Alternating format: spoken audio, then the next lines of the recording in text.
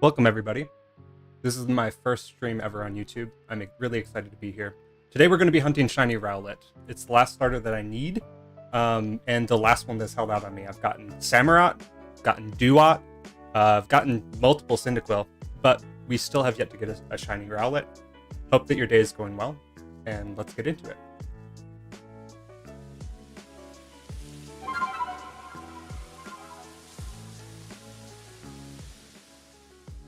Also, by the way, let me know if there's any audio issues, anything that's going down with the stream. Again, first time that I've ever done this before, so I'm completely new to all of this, and it could go catastrophically, but let's hope for the best. I already had checked these spawns, so I'm not going to spend too much time on them. We really need something from the Highlands specifically if we're going to get Rowlett in any way, shape, or form. And again, we could get, like, I don't know, a Decidueye, a Dartrix would be kind of cool as well. But one of my goals that I've had is to try and get a more or less a living dex, or each dex completed shiny. Let's take a look. And you can see I have none of these. We do have Cyndaquil. We got Quilava, Typhlosion. Duat we have, and we do have Samurott. We don't even have an Oshawott either, so that's going to be another one. I took time to perfect all of these dex entries to give us the best odds, but they have yet to shine. In terms of like total progress in shinies, we've spent 214 hours, but probably way more than that actually, because that doesn't factor in like resets for shinies. It doesn't factor in any of the other things that we've done that don't clock on the time.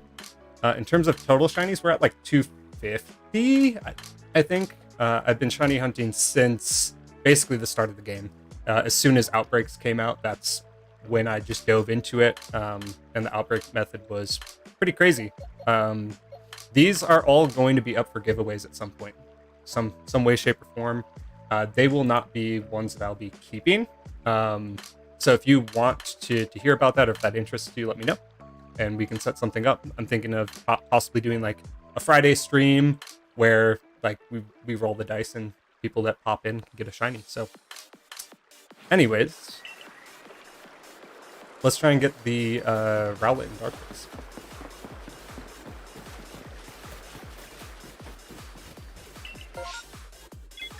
Nada. We'll just keep resetting here. So we'll just be going back and forth from the camp, trying to see if we can get a massive outbreak for those. Hey, Ellie, thanks for popping in. Appreciate you stopping by. Again, let me know if there's any audio issues, anything going on. The camera's going to probably readjust quite a bit, only because it just isn't a good webcam. But we're using what we got.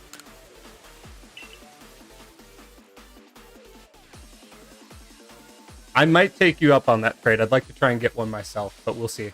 I definitely have a good deal of Guybles. Nada again. I also do have like the hunts set up for Gallade and Crobat as well. We've got their dex entries perfect, so it's just a matter of resetting for those.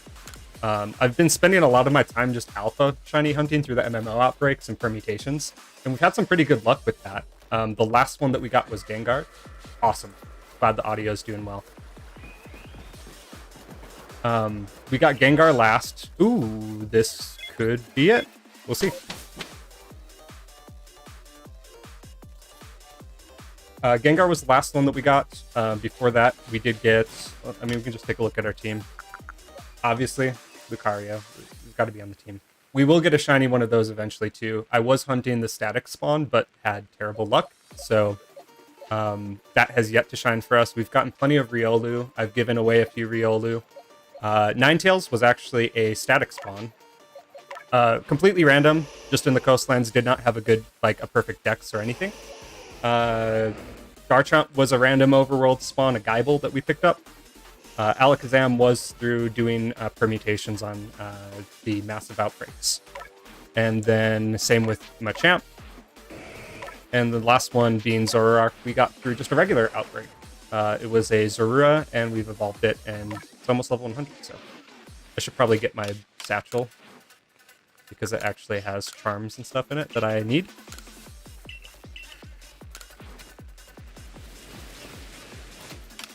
I never have played with autosaves on, just because I figured that that could cost me a shiny, and then a few times it did. So we'll pop some berries and see what we get. Right off the bat, we have a Rowlett spawn. And I may end up checking this guy down here, the Rotom, because that's pretty much guaranteed to be alpha. Let's go.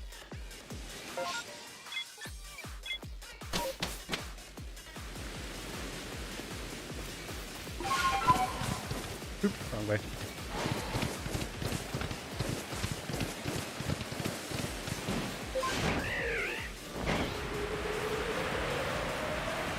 We are fully charmed, by the way. I got the charm within, I think, 3 days of playing, somewhere around there. Similar time frame for Sword and Shield, and hopefully Scarlet and Violet when they come out.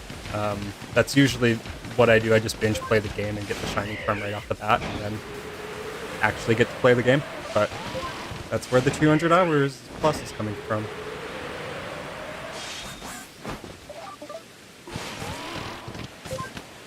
Watch this be the shortest hunt ever. You don't have to sticky glob these guys either. They just run away.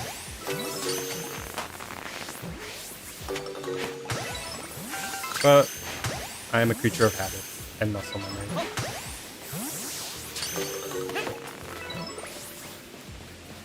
Ninetales is a good one. I think that's a really good hunt.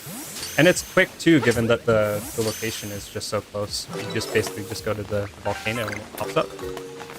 I'm pretty sure that you can see it if you just go back by the Arcanine spawn as well. Get back here.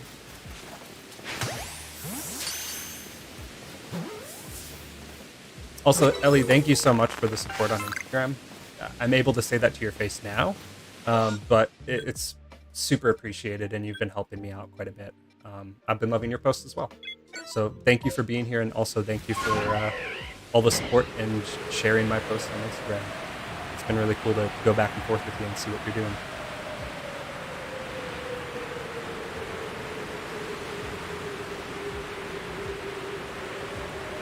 And let's see what we've got in the Rotom spawn. Now, I already have all of the Rotom forms shiny. I was looking to get one more, only because I wanted to just have like a standard one as well. But we did get all of the appliances from the trader, and we have all of them in their shiny forms.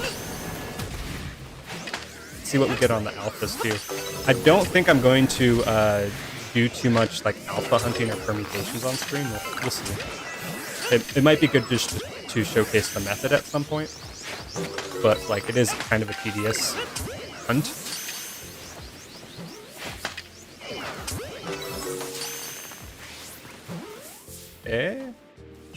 Nope. It's always that last one that just sits at the end of the pack and makes it difficult.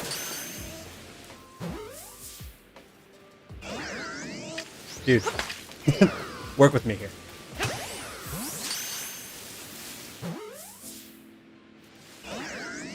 Holy. And now you attacking me? Come on. Hey, there we go, finally. Hardest part of the game. Music is pretty fitting for what's going on here.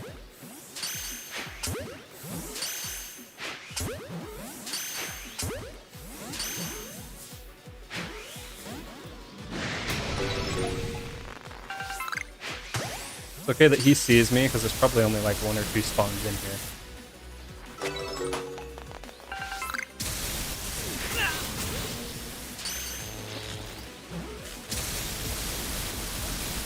Nope. And we're already about to get knocked out. Not worth. We're going for Rowlett anyways. I can't be distracted. It's a matter of time, really. I mean, I spent pretty much all of my time when the Daybreak, update went live, hunting Dartrix, hunting Rowlett. Everything else just shined before it. It's what it came down to. It's just how RNG works sometimes. But I will get them eventually. Hopefully today. It'd be great if it was today. If not, we'll keep trying.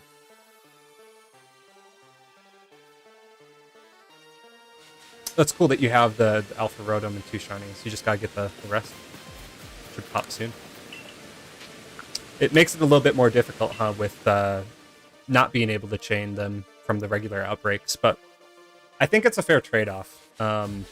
I know, like, initially a lot of people found out on when the update went live that, they wouldn't be able to just do single outbreaks anymore, but I mean, to be able to hunt the starters outside of the space-time distortions and to be able to get those shiny a lot quicker, I felt like it was a pretty fair trade-off, and now being able to get alphas quicker too.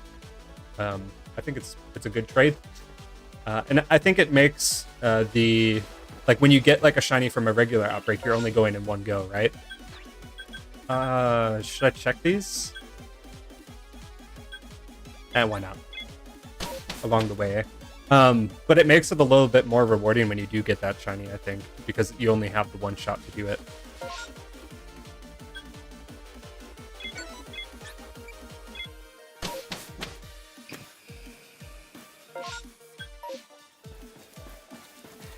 I always find it so hard to see the flag when I spawn to this camp.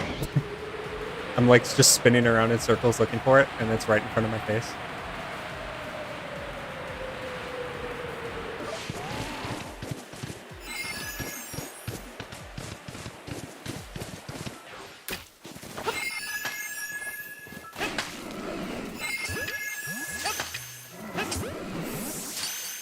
Like over sticking them.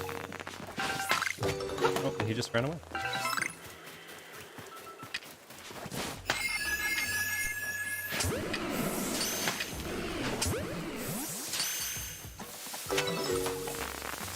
Yeah, I think it's definitely an improvement. And like the fact that you can see like not just the alphas but the like evolutions, I think makes it a little bit more realistic. Because you'd think like if there's a bunch of one Pokemon, like a bunch of Shinx, right? There'd be like a Luxray, Papa, and Mama like taking care of them and whatnot. You're way out here, dude. Unless you're just not part of the outbreak at all.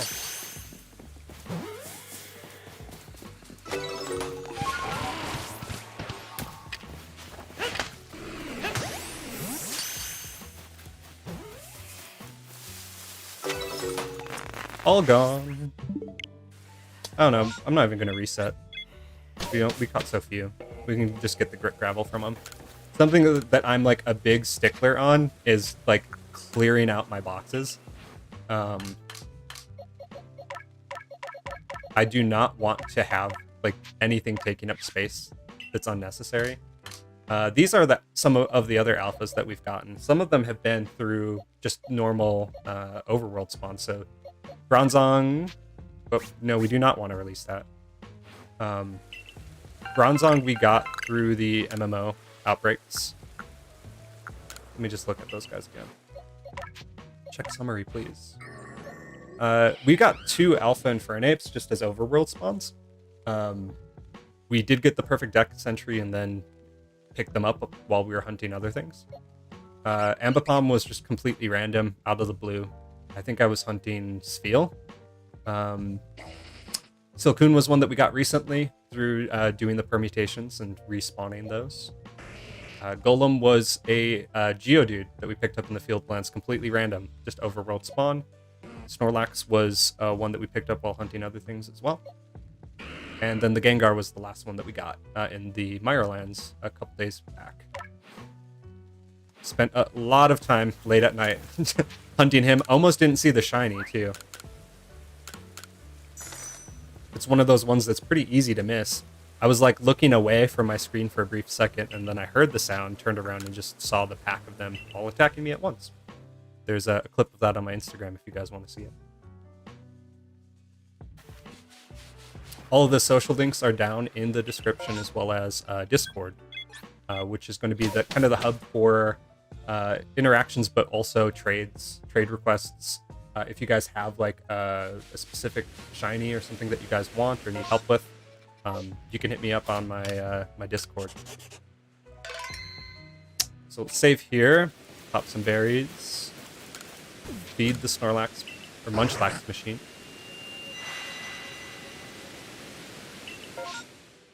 Ooh, so we got 2 Dartrix, 3. Oh, holy crap! Let's hit the first one here.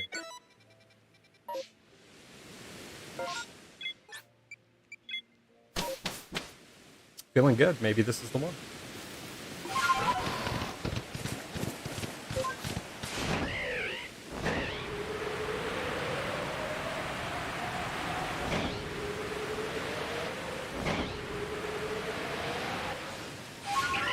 Legend of Synthwave popping up.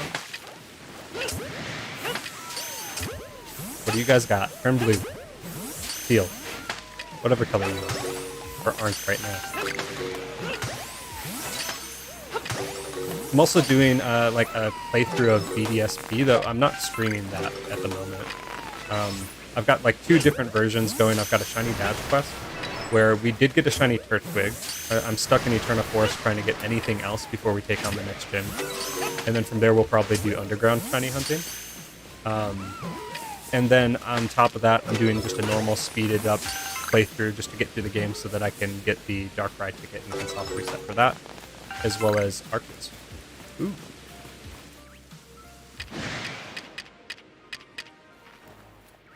Come on, don't be like that. Look at the little one. Having like the different sizes is probably like my favorite thing about this game. I mean, like the alphas too.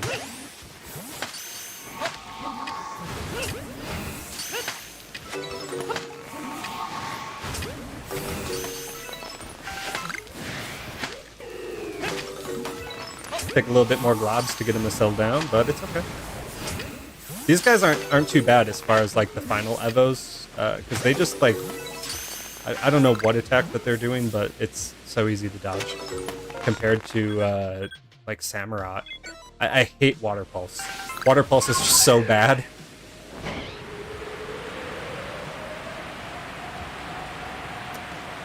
Yeah, I've had some issues with it with Discord on my phone as well, Kelly. But I don't know if you ever get like on the desktop or anything, like feel free. No obligation whatsoever. Just kind of another tool. I know like a lot of people look for that, though. I mean, I'm kind of a Discord noob in all honesty. And like a social noob, I kind of stepped away from social media for a long time, but figured it'd be good to jump back into the Instagram thing and share, you know, what I've been passionate about for a long time with other people. Otherwise, my wife just gets to hear about it all the time. And as supportive as she is, I don't want to tire her out too much about Pokemon talk.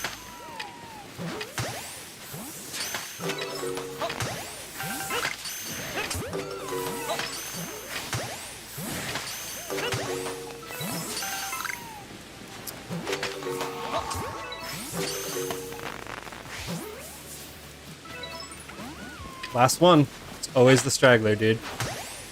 Does not want to stay put. And it's gone. See, this has kind of been at least the way that these hunts have really gone.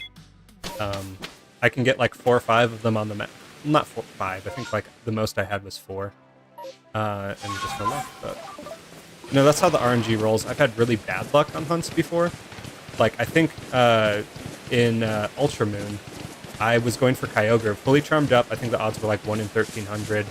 I must have done probably like 10k resets for that.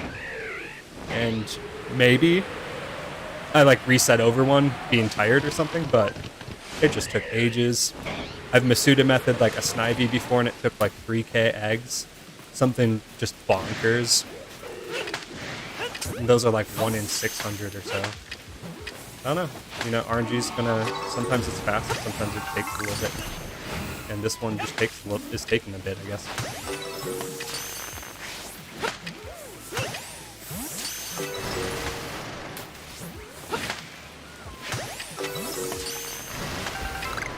Alpha. Alfalfa shiny.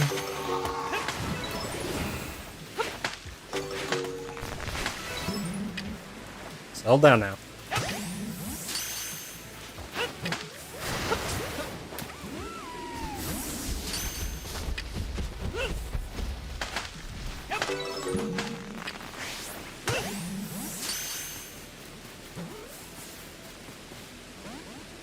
Oh, last one again. Why you be like this?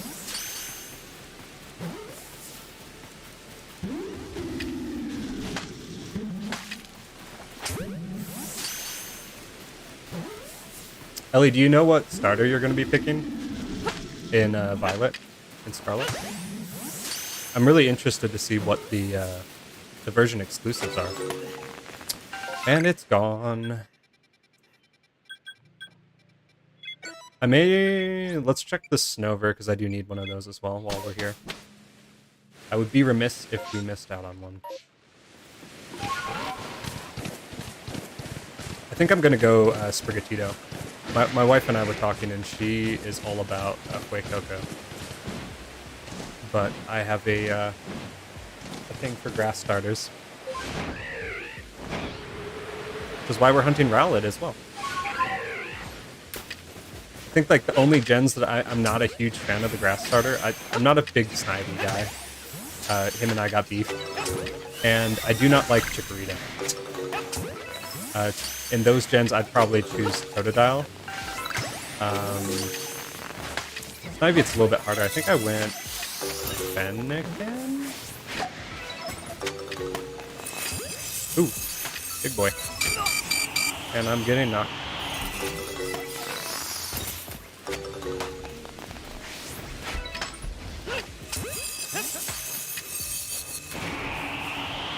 Not today, sir.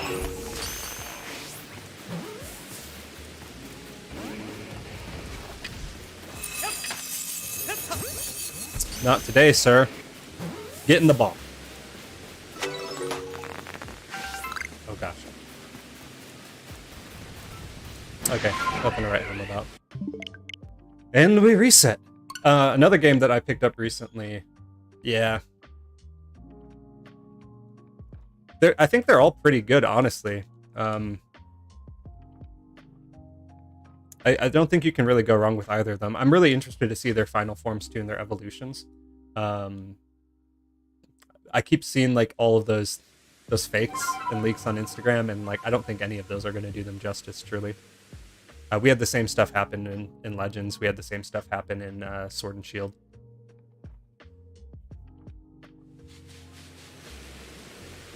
Oh wow! So this is your first Pokemon game?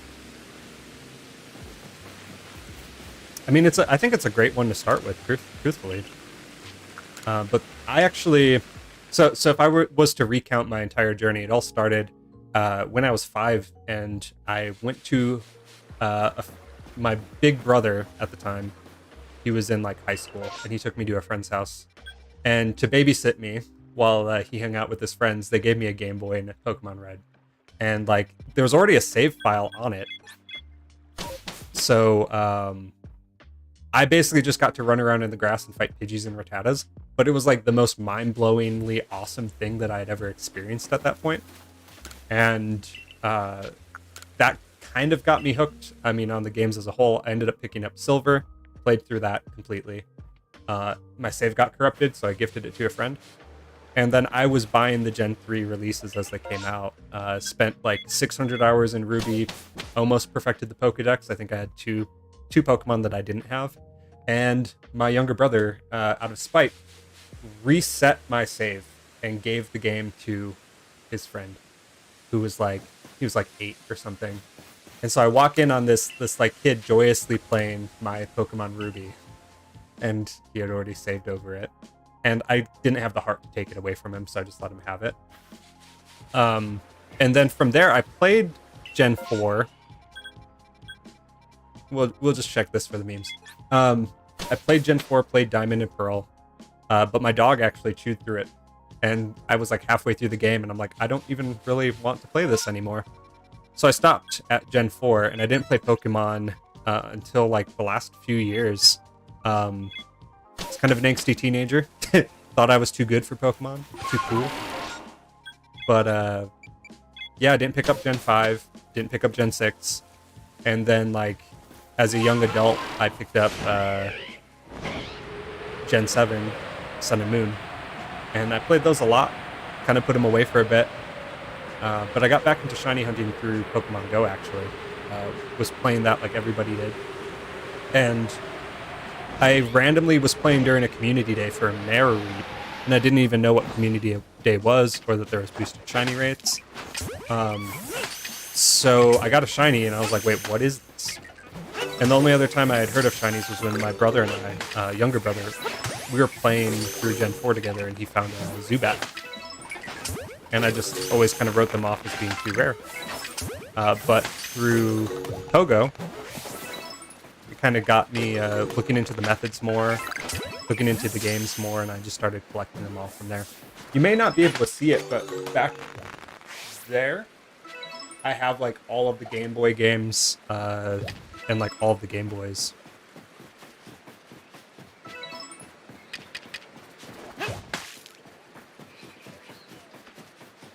Yeah, Snap was awesome.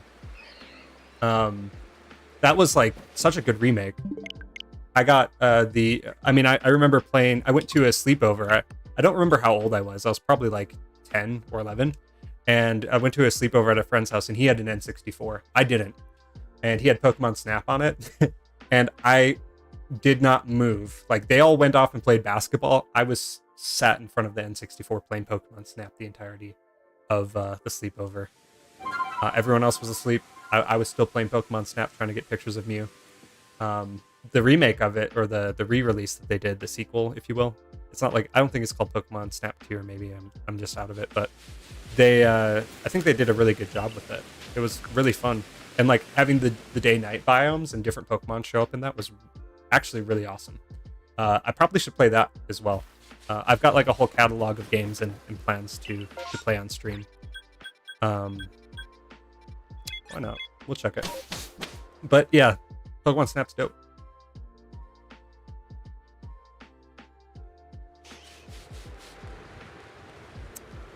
Ellie, I really think personally that you should get some of the other games, or at least get a DS if you don't have one already. And if you do, you can buy the virtual console games of the first 2 gens. And I think that's the best way to play those games. Like, I have the cartridges right yonder, and like I restored all the cartridges. But the most fun that I had on one of the original games was Virtual Console Crystal. It was actually really great. But I mean, like Gen 6, X and Y, I had a lot of fun in. The only one that I do not like, and this might be a bit of a controversial take, is Gen 5. I bought a copy used with the intent of playing through it, but the only reason I wanted to play through it was so that I could transfer stuff up from Gen 4. And so I think that like made it feel more like a chore. Like, I wasn't playing it for the experience. I was just like, I want to get through the story so that I can get all of my shinies from Gen 4 into home. And so I actually had a friend of mine who, he loved Black and White. He played through the game and got me to the transporter area. And that was it. I didn't play it. I have it, but I didn't play it. I also have some Japanese copies as well, because those end up being a lot cheaper on eBay. So I was trying to get like a full collection of all the games in some language, and I picked up Japanese White. Yeah, I still do play Pogo. I mean, it's gotten less because I feel like they're making changes that aren't really good. Like, they reduced the incense frequency of spawns, which they had upped, and then they also are reducing the community day hours. And it's like, it feels like they just don't want people to have fun in the game. I don't know. I'm still going to be playing community days, and who knows, maybe I'll stream that live from the park that we play at. But I went hard with it, and then I stopped. Oh, okay. Yeah. Right. Yeah, no, I mean, I'm in the same boat in the sense that I skipped like 3 or 4 gens and just didn't pay them any mind, and then going back, I'm like, what was I doing? Like, I had a great time in X and Y. Like, I love X and Y. But like when they came out, I was kind of like, oh man, Pokemon's lame. But now look at me, right?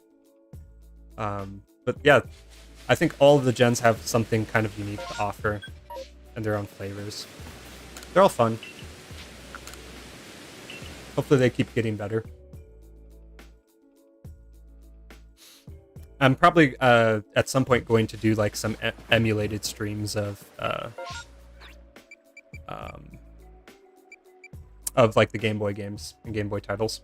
I'd really like to do an Emerald playthrough. I have 3 copies of Emerald that are at various stages. One is a Japanese copy. Something that I have done is RNG manipulation, which some people frown on, but I had a lot of fun doing that to get shinies in Gen 3 specifically.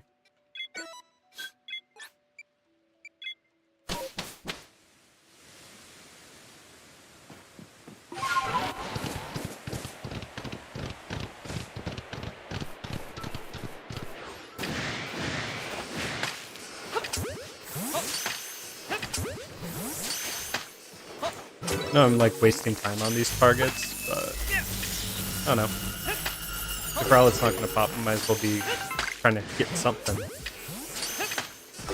in between resets.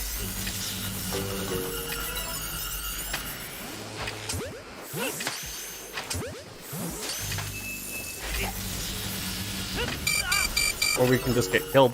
That works too. As I throw berries at his head. We don't need this guy. Something that I've been kind of thinking of doing is doing like an RPG Friday outside of just Pokemon games. I'd love to relive some of the biggest RPG games that really like were foundational for me. Kingdoms of Amalur: The Re-Reckoning we just picked up, and like Kingdoms of Amalur was a really big game for my wife and I. We moved into an apartment like years ago, and that's all we did aside from like opening furniture. We just played Kingdoms of Amalur. We each had a save. We each watched each other play through it. I don't think I ever beat the game. It's just one of those, like, it is a bigger RPG, definitely dated, but it's really fun, and the combat's really cool in it. So I think that would be cool. I have replayed Fable, but I'd love to do Fable again. I don't know, just some of those games that were like really meaningful for me growing up, and still to this day, that have kind of weathered the test of time. But a full playthrough of like all the Pokemon games would also be kind of tight. I've got a lot of ideas, so we'll see what comes. Colosseum is actually going to be probably the first playthrough that I do, because I actually have never played Colosseum. I played it like very briefly with my wife one weekend, but she had like the original disc from the GameCube era. I was more of like an Xbox 360 guy, original Xbox guy. So I didn't have a GameCube. Never really played much GameCube games, other than like if I was at a friend's house and they had like Melee or something like that. But yeah, she's got Colosseum, and she's got the bonus Jirachi disc, which I think would be kind of cool to mess around with on my Gen 3 carts. Yeah, I'm going to be doing a playthrough of Colosseum at some point. Definitely. If Gale of Darkness wasn't so expensive, I'd probably also do one of that, but that one is like, I mean, used prices for Pokemon games are just insane right now. I was buying a lot of them at the start of the pandemic, and they just kind of kept ticking upwards from there.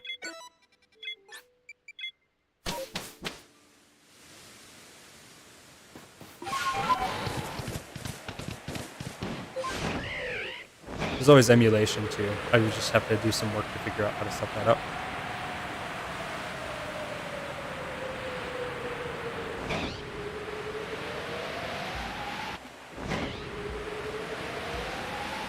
Totally do not need this Graveler whatsoever. But we're here, and it's good odds. Them's the odds. Something that did take me a little bit by surprise is just how certain shinies look really good in this game, comparatively. I don't know if it's color palette or what, but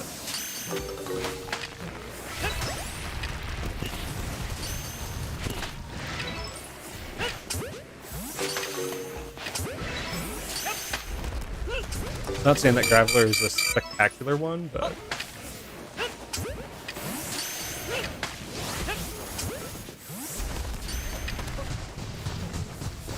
so close.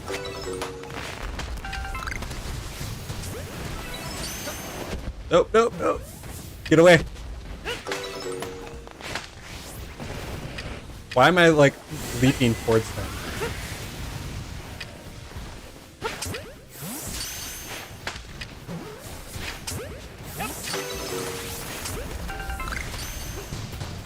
Ah. That's how the cookie crumbles.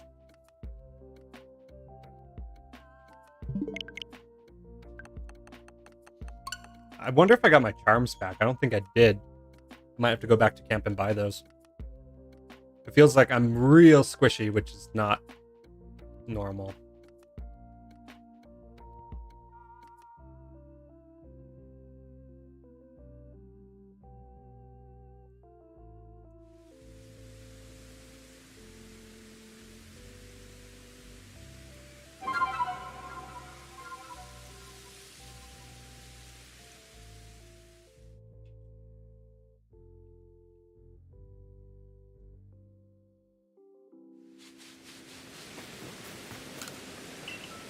Actually, let me check my inventory.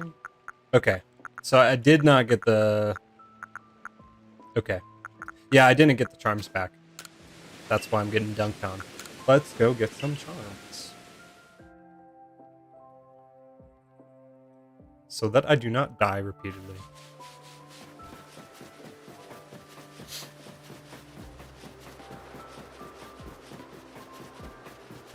One of the things I'd like to do, as well as do like a shiny playthrough of all the gift Pokemon, if I play through this game again.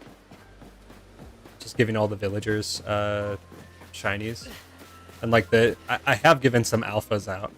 like the giant parasect in the guy's house. That was actually a pretty cool touch. Please faint less frequently.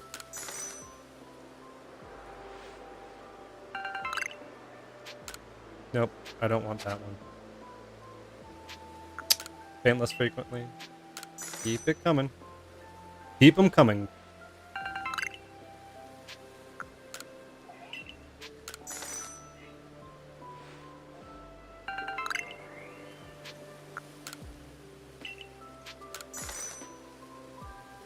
Not as expensive as the bag guy. I still haven't capped those out.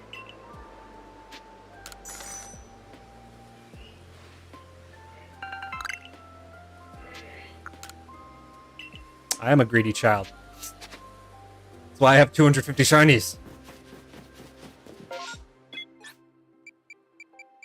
Grandma's just scolding you for paying her money. It's a poor business model, lady.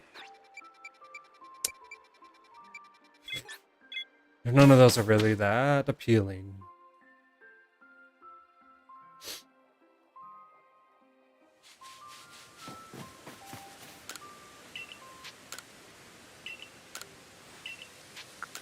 I want my birds. Give them to me.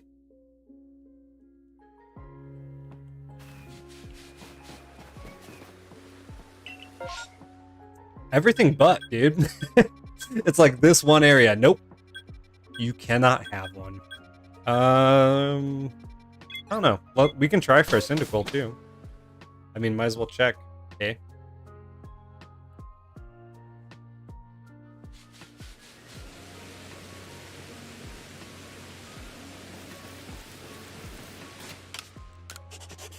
I spent so long, like, manually hunting Spiritomb here before Daybreak came out.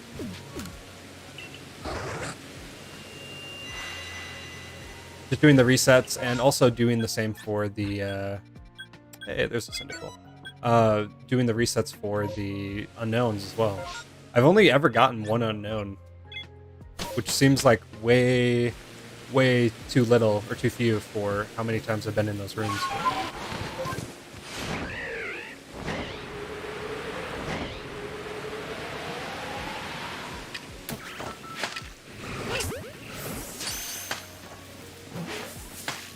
Got him. Can't run from me.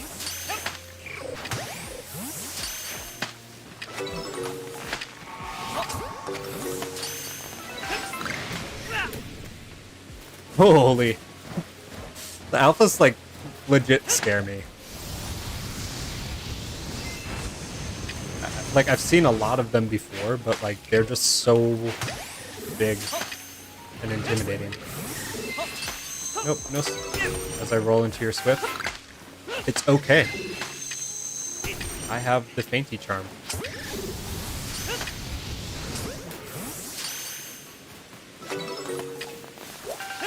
Nope.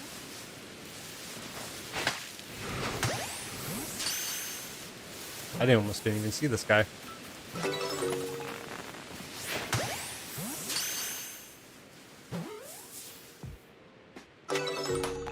All gone.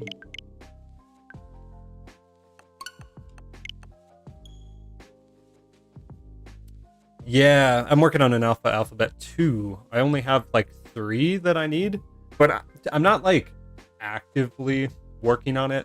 Just as the spawns come up, as I'm in the Mirelands or whatever, I'll go check it out.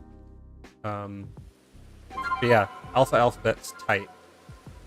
And I don't remember what my shiny is. Oh, it's the question mark.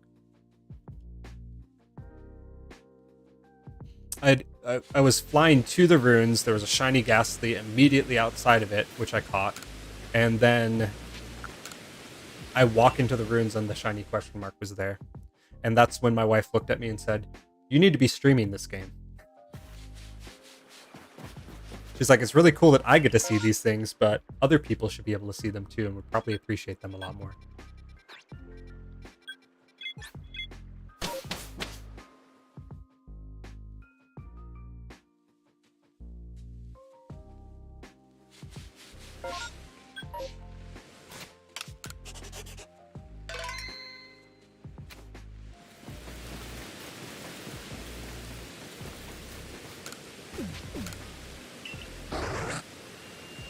I've seen some people that have gotten like multiple shiny alpha unknown, and I think that's just nuts. Alrighty. I'm gonna check this Quilava. And I might check these Murkrow just because if there's an alpha there, that'd be really cool to have. Yeah, same for me, only been if you've gotten an outbreak. Yeah. I mean, it's kind of like when I was resetting for Spiritomb, I would just run straight in, just like this. And I would do this in between outbreak spawns. So like if I didn't have anything to hunt, I'm like, I might as well go check these guys for the odds. Because just completing the unknown decks, you get like the best odds in the game. Oh, but Bronzor's here. And then I would fast travel to Brava Arena, fly all the way over to Spiritomb, and go from there. But yeah, I was doing that like so often, and only ever the one shiny unknown. I don't know. I don't know why. RNG gonna RNG. I'm like, not that I got one at least though. But yeah, as far as like all of the Pokemon that I have, I do have 2 Spiritomb as well. And the only thing that I'm really like not looking to give out to people would be the alphas. And like I do have an extra alpha Infernape, so like I'm not opposed to giving that to somebody.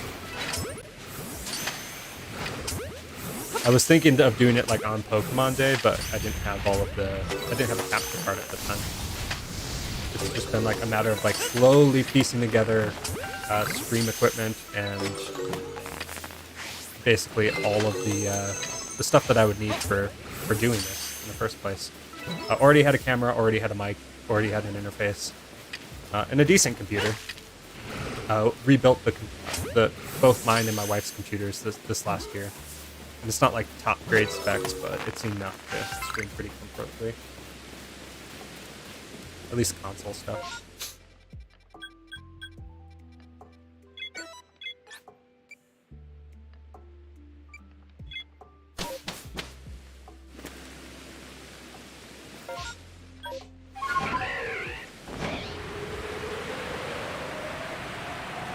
Before this game came out, the only other game that I was really playing was Final Fantasy XIV. I got completely absorbed into that game. And I just resubbed, so I don't really know how much time I'm going to be spending in it. Might play some later tonight when the kids go to sleep.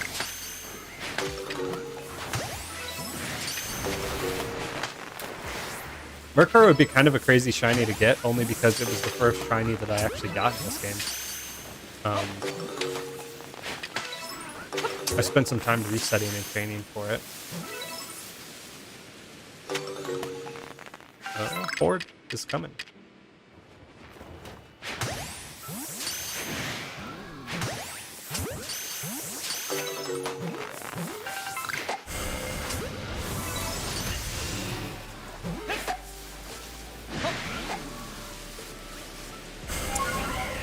I'm not really too focused on these guys. Let's check the other spawn and hope that there might be some alphas. As the Dark Pulse almost hits me in the face.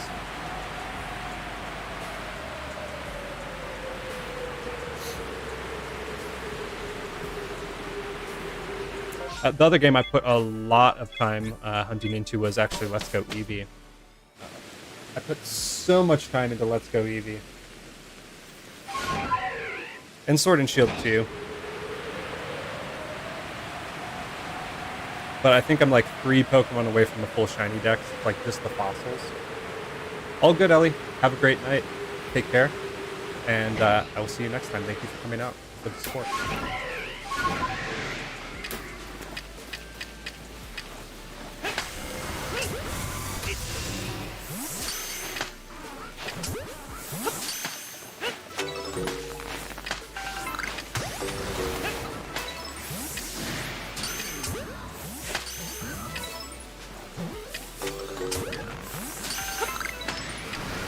The first shiny that I had actually gotten in Let's Go was a Weedle that was full odds. I was playing for like just 30 minutes or so.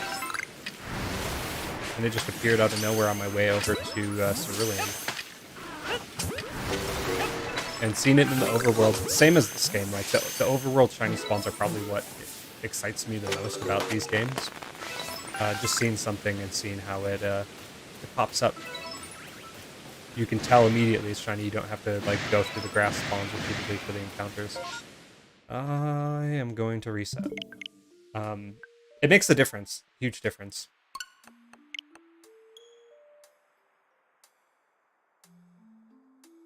I also did a bunch of like radar hunts too in the other games in Omega Ruby, as well as like DexNav and Poke Radar stuff in X and Y.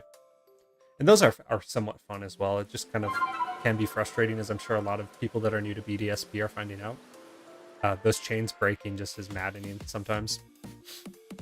I'll probably end up doing a few of those hunts in BDSP, but I don't know, man. I recall on the DS, like, spending so long trying to get a Tyrogue and just having the chains break at, like, 38 or 39, and just hating myself. So I don't know if I want to open up that can of worms again. Might be good to reclaim the Tyrogue, though. That'd be kind of cool.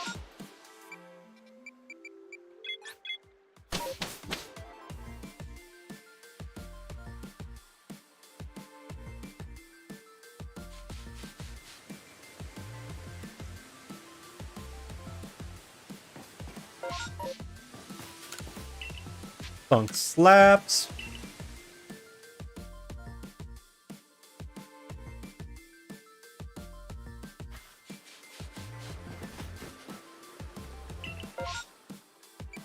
If we get a shiny Bergmite, I'll have to use this song in the clip. Bergmite's another one that I need. I've gotten shiny Avalugg, I think 2 of them, but no Bergmite. Maybe this is the one.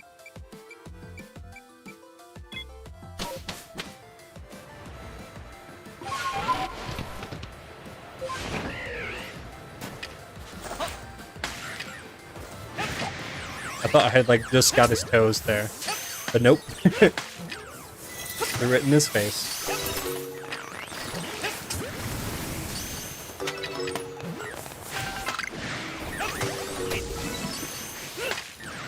Fly guys always gotta come in and ruin the day.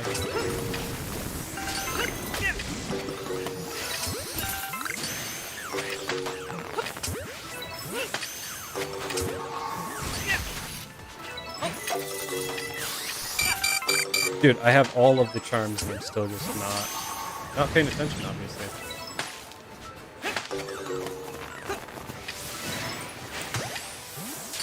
Focus. Nope. We're gonna take a break.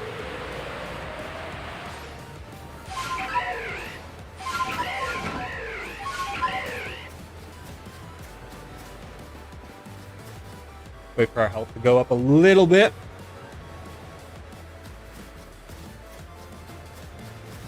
Look at that alpha. Just waiting for me. Gotcha. Haha. I didn't expect him to actually get caught.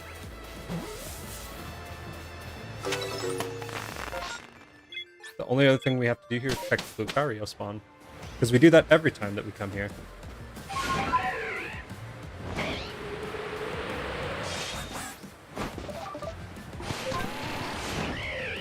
I don't even know how many times I've done this. Find this exact spot. Just to try and see if the yellow boy is going to be there.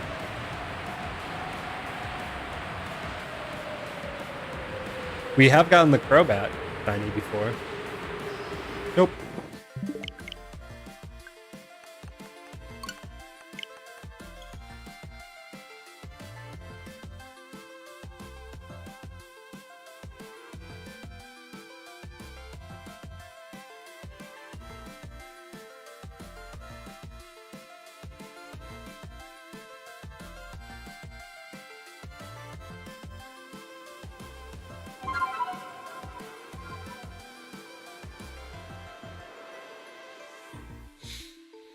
Haven't seen any sort of Rowlett, Dartrix, or anything for a while now.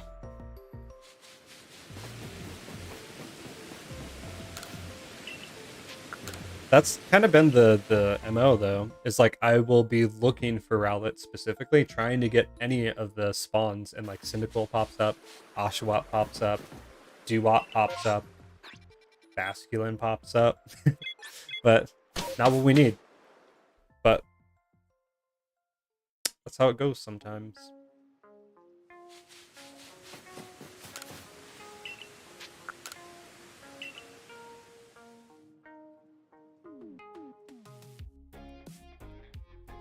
Skip this guy.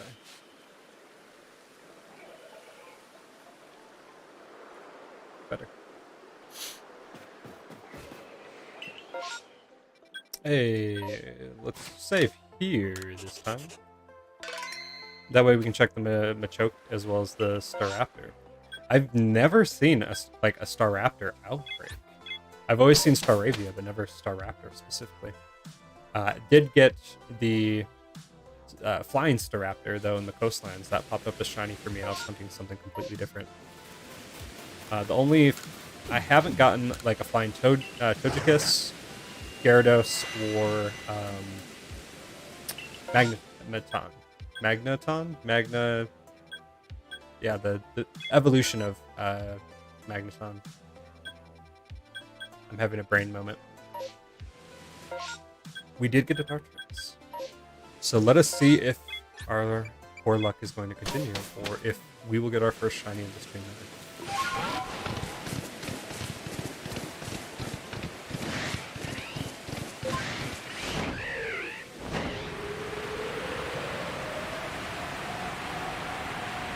I love Hisuian Voltorb so much, dude.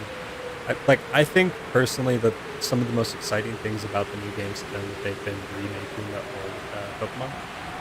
And like the regional forms, I've loved every single one of them. And the starter twists too are pretty cool. Just breathing new life into like already good Pokemon, right? No shiny from the start, but that's an Alpha Decidueye. Nope.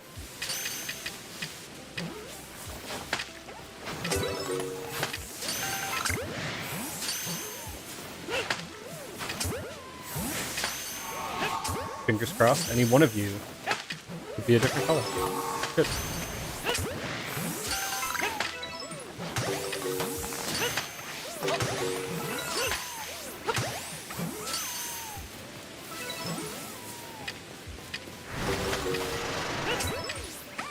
These guys aren't too bad either. Dewott was way worse, in my opinion. That line was probably the worst to try and shiny hunt and catch. They're just so fast. And like 4 water pulses going off simultaneously is just not a very good time. So let's go Staraptor next. And we can also check the Machoke too. See what's popping.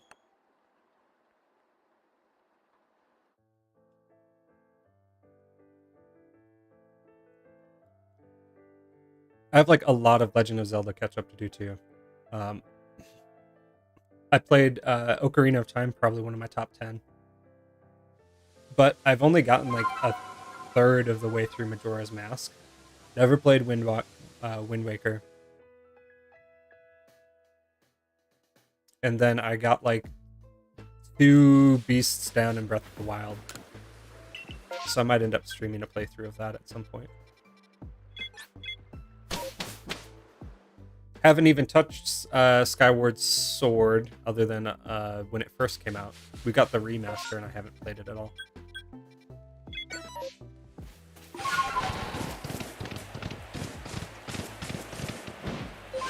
I did, like, when I was younger, I played a lot of Link to the Past, a lot of the Game Boy Zelda games, but like, I just didn't have a whole lot of Nintendo systems growing up. I ended up getting an N64 when I was like a teenager. It kind of made up a little bit of ground. But other than like Super Nintendo stuff, didn't have a whole lot.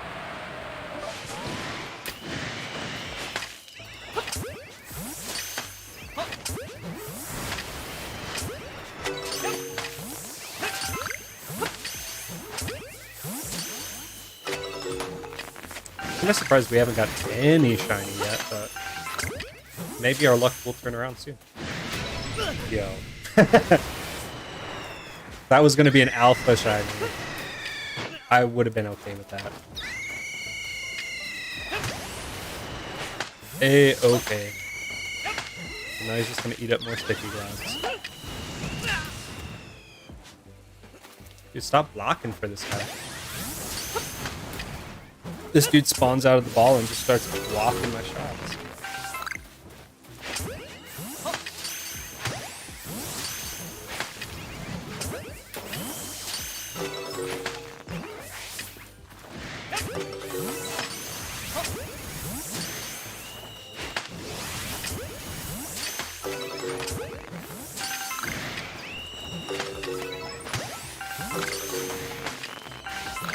Not used to there being so many spawns compared to the massive mass outbreaks at all. It's like every time I turn around, there's another one.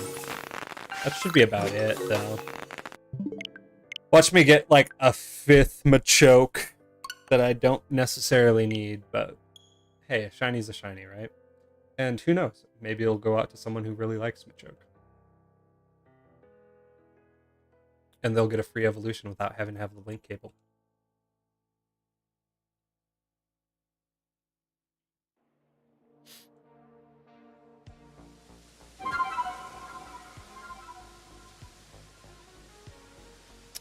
OG Legend of Zelda music.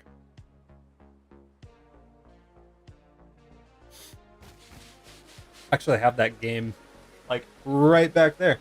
Like the gold NES game.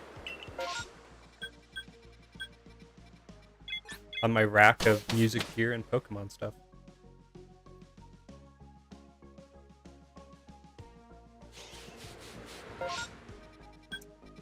Let's see what you got, Machoke. See what you're working with.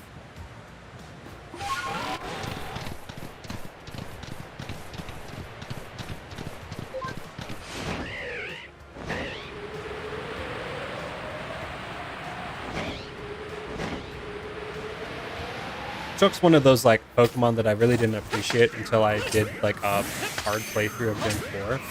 And just having like, I don't go Chimchar in Gen 4, and I really should. But I usually pick Turtwig because grass types is the best boy, right? But having a fighting type... I knew it! I knew it!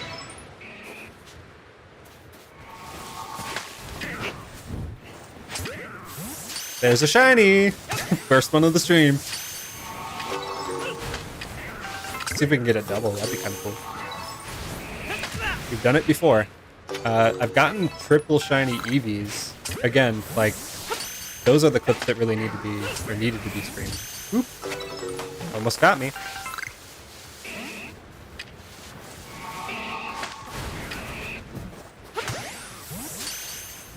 Well, we got one.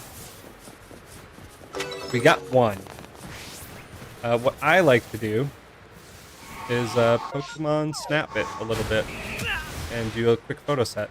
I've already done Shiny Machoke in this exact spot, actually. Almost at this exact time of day. Come down. There you go. Look at that, boy. Come on. Turn around. Oop. Get back here. Say hello. Come on. That's a big boy. Come on, look at me, dude. There we go. Look at you. Okay, go on the ball. Enough of that. We're not playing Pokemon Snap yet. First shiny down. I did not think it would be a Machoke, but it's green. We're heading in the right direction. We got a green guy. We're trying to get a green bird. We got a green buff dude. That would be really creepy if you were his Pokemon trainer. And you guys have probably seen the memes where it's like a dude like sleeping with your Pokemon, and it shows like a Pikachu, and it's all cuddly and cute, and it's like sleeping with a Pokemon. It shows Machoke. Hey, one more. Let's see how many we have total. There's 30 per box, right? So we got 30, 60, 90, 120, 150, 180, 210, 240, 1, 2, 3, 243 there. But we also have a bunch of alphas as well. Hey! Thanks, babe.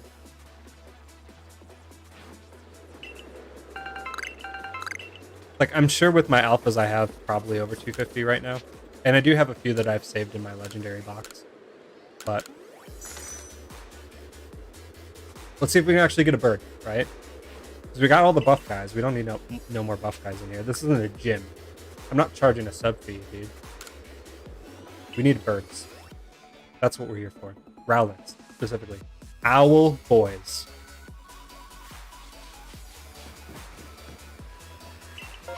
Please, Lord. Okay. Yeah, Mantine's kind of cool, too. Let's, again, save here. Because I don't autosave.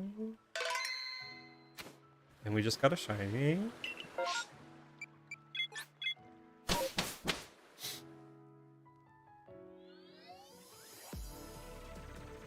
Back to back. Think we can do it? Let's charge up our Munchlax.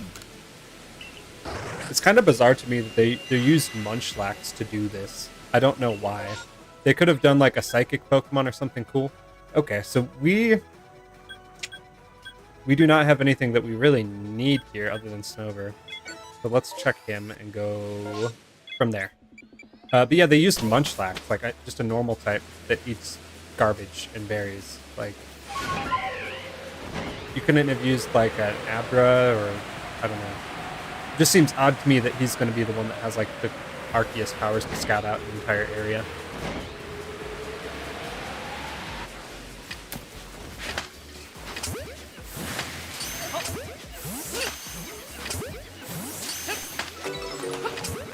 I actually got a shiny Snover, but we failed it. He ran away. Like, as soon as I was going to catch him and realize what he was, he ran off into the great unknown, never to be seen again. That was delayed. Okay, nothing here. Let's see what else we can find. Maybe more Machokes. 5 Machops in a row.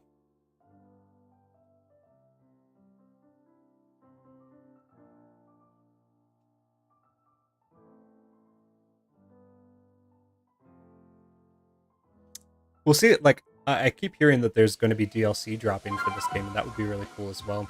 Just being able to kind of shiny hunt other things and get, like, new dex entries would be... I think it's kind of needed at this point, because if you put in any time into the game, you're going to end up encountering a lot of the same stuff as we've already experienced. But I'm curious to see what the DLC is really going to be.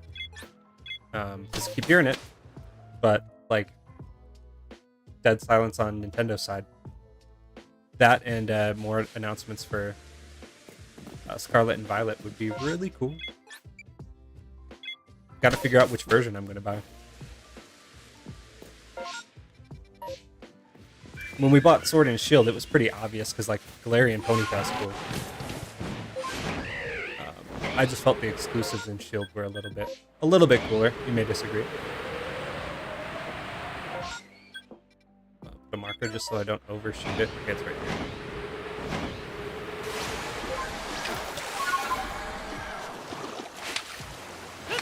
And the flip side of that would be that it would be like really nice if they just did away with exclusives altogether, but the 2-version thing makes me feel like they're not going to. Like, one of the things that I appreciate about this game the most is that you can actually complete the whole Pokédex alone, solo.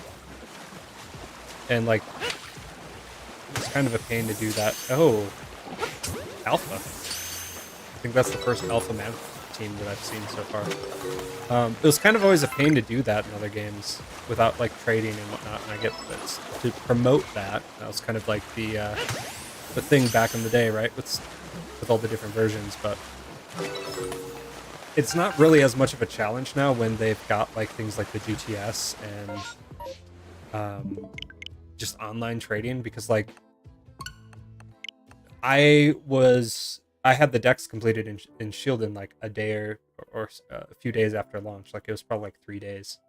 Um, and like the first thing you do is you just go online to like a Reddit message board and just start offering your exclusives up for the other ones, or offering like whatever rare Pokemon you had. Like I got to Dittos really quickly, and so I started offering like Dittos up and started trading for foreign Dittos. And man, those were worth their weight in gold back in the day. Now, not so much.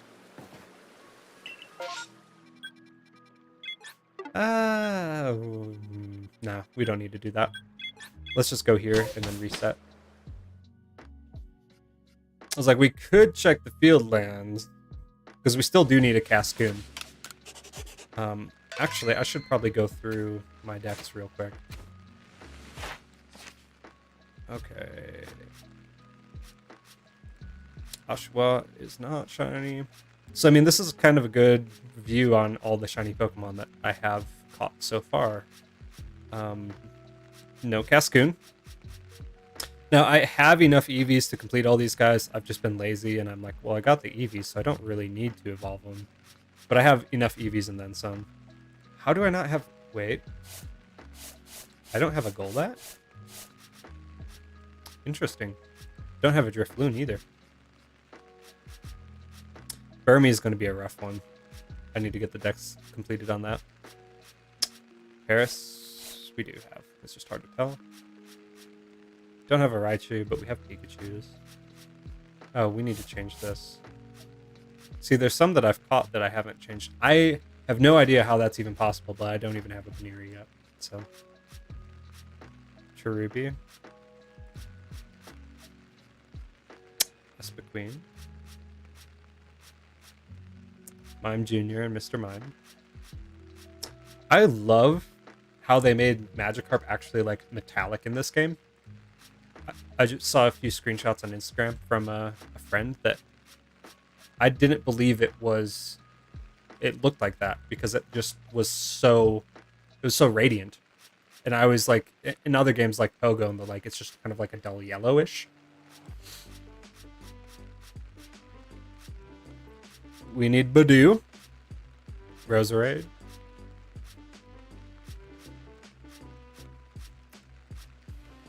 Oh, man. This Pokemon is probably the bane of my existence in this game as far as shiny hunting goes. Its like long hot dog shaped body just makes it like impervious to Pokeballs when it's in the water. I tried hunting it several times, got frustrated, stopped. Same with Whiscash, but we ended up persevering and getting it. I think I have enough Rowletts for both these guys. This guy's going to be a separate hunt. Do not have a Hippowdon.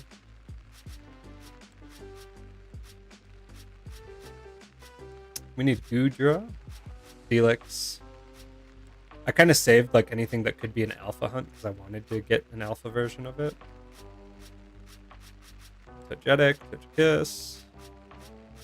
That's what I was talking about. We do not have a flying shiny Togekiss. Porygon's going to be a pain in the butt because they're in space-time distortions. We have two Spiritomb. Oops. I got them on the same day. Murkrow was our first. This is the unknown that we have. Do not have Noctillery. Do have Remoraid. I would love an Alpha Growlithe as well. No Purugly. 15 Machoke. Chatot, another one we need. Have both these guys. I actually got 2 Basculin out of 1 Outbreak once, though they run away so quick. I had to basically go back and get berry cakes, or not berry cakes, bean cakes, and the smoke bombs to even be able to get a chance at catching them. But I did get both of them.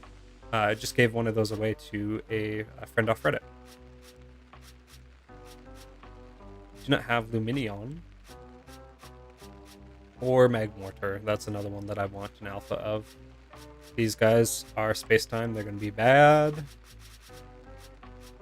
Probopass Alpha we need. Chingling we need. Fable we need. Yeah, so I'm down to like space-time hunts, a few stragglers here and there like Bergmite, Snover, and then like a crap ton of alpha hunts that I want to do. And of course, we need this, but we'll get it. I have a bad habit of not updating the shinies that I get in the decks, even though that's like the main thing that I want to complete. Hey, it's a Rhydon. We have plenty of these, but we'll try it.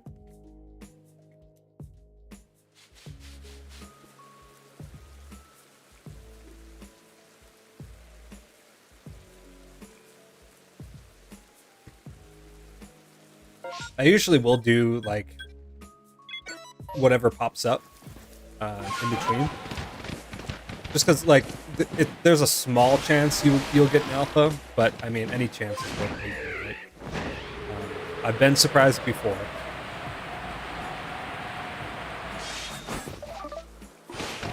I should probably just go to the diamond, yeah.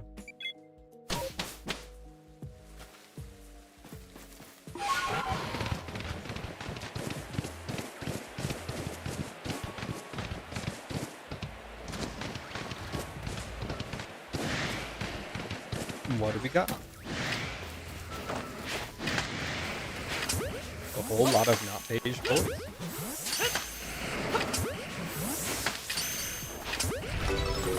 So they did like what they did right with this game was that they actually like really focused on the Pokemon and making the Pokemon feel somewhat unique. Like it truly does feel like they have their own temperaments and personalities, and like, that just expands the game a little bit more than like a static 2D type encounter, or even like VDSP where it's all just static encounters. No dice. But I think they did that really well. Like people complain about the graphics, they complain about some of the mechanics, but they got the Pokemon right, which I think is something that they haven't done all that well in the past. So I'm hoping they continue the trend in that the new games that are coming out later this year really take a note or kind of a few leaps from this game to be able to be a little bit more involving like that, and I don't know, to just make the world feel more alive. Sword and Shield did it a little bit when they had like Pokemon in the overworld walking around in the wild area, though this game took it up like several notches, absolutely. And I think it only made the game feel better as a result. I don't know. I'm hoping that the new games follow suit, and this showcases more of a modern approach to Pokemon. It's difficult because like they've got two different fan bases essentially, where they have people that really want a traditional Pokemon game, turn-based, and 3D, 2D sprites and whatever animated sprites more like black and white. Or like Gen 4 remakes. There was like so many people that were clamoring for that, right? But for them to kind of balance both and deliver and make people generally happy, like I think is pretty cool. Could they have done it better? Like absolutely. And I know like a lot of people aren't really happy with BDSP, so to speak, in certain respects, but better than not having a Gen 4 game, I guess.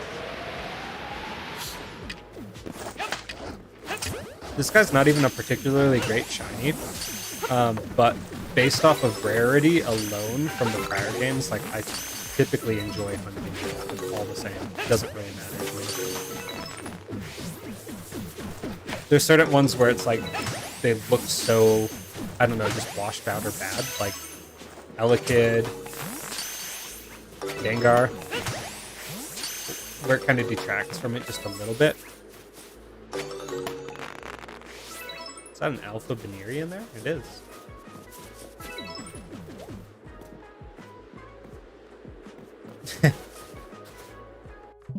Just do a hot tub stream where we're shiny hunting the hot bath Pokemon.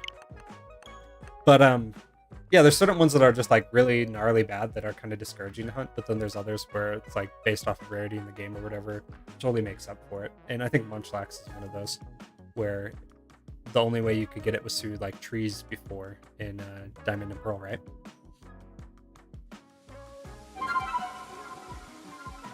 Something that like I spent a lot of time with in Gen 4 was doing Cute Charm, which I don't know if you guys know about it or not, but completely like blows up your shiny odds, right? So I got Munchlax through that.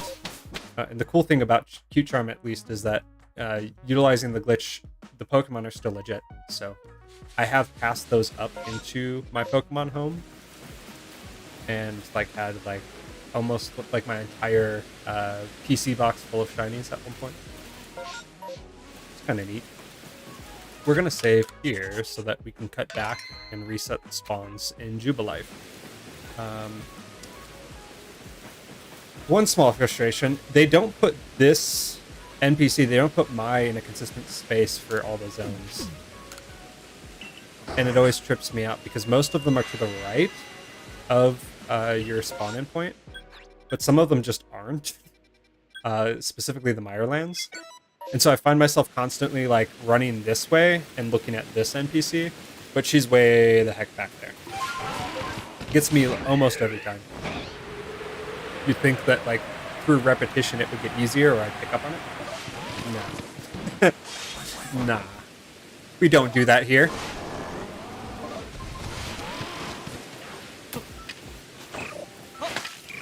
Don't be like that, son. Come here.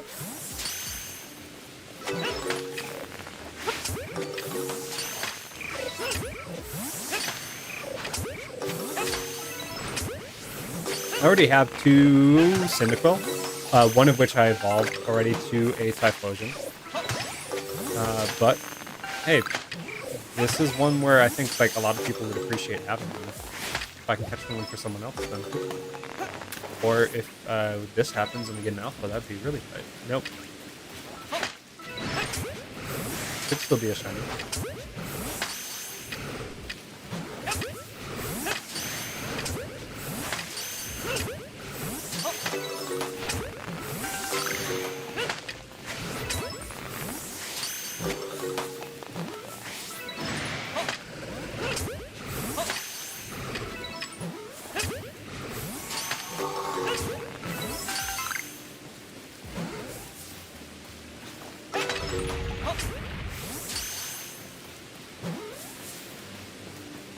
No dice, eh? We can check on unknowns as well. I always do. No harm, no foul.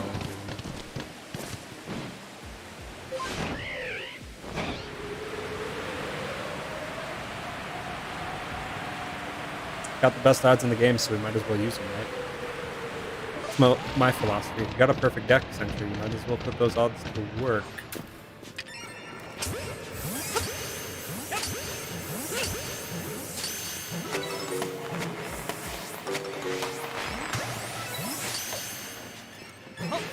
This one is a little spooky, only because they can run away.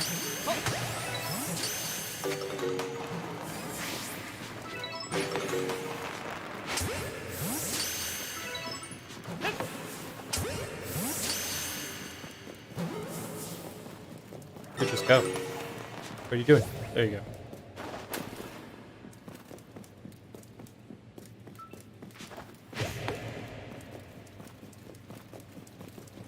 All gone. Do I dare? No. We're not getting distracted. We've been distracted enough. We need the owl. We need the green boy. We need the mint bird.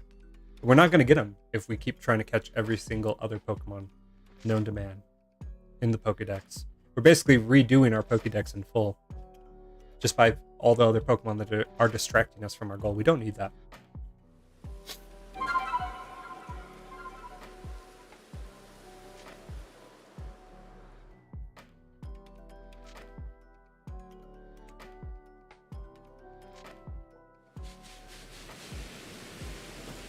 confused me for a second. I didn't realize that I had saved facing that direction.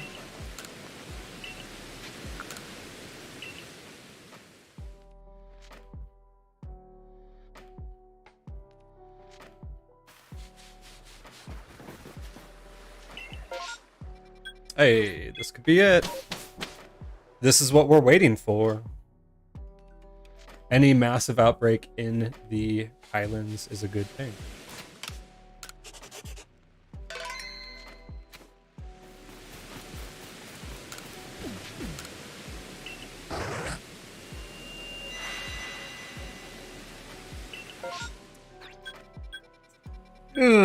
Nope. But we don't have this guy, so I might as well check him. And Sneasler. We'll check Sneasler too.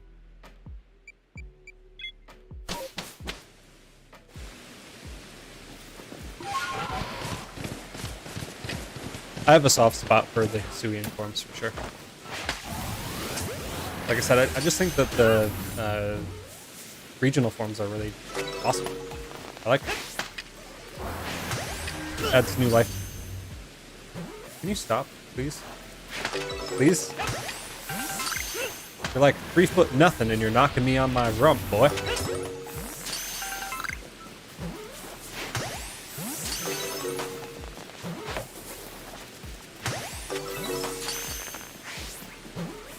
Little Timmy 2 feet slapping me around.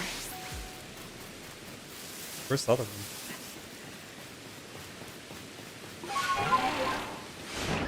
Where'd he go?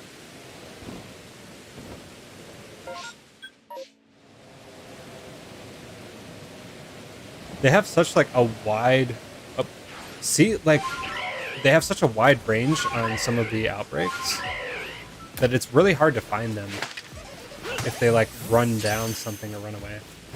The regular outbreaks seem to be a lot more in one area, or like condensed, I guess. These guys could be anywhere. Could be halfway down the map. No, not really, but you know. It's just when you got a small Pokemon and they decide that they want to do their thing. They're gonna do it. Green cap, green cap, green cap, green cap. Show me your green hat, sir. Why did I stun you? No. Get away.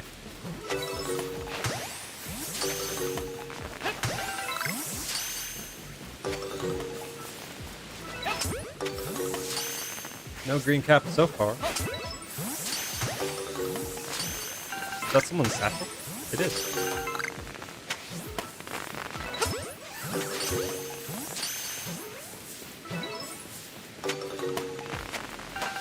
All gone. Sneasler? Sneasel? Snezler? Sizzler? Snuzzlord? I guess that's what we're going for. Get away. Get away.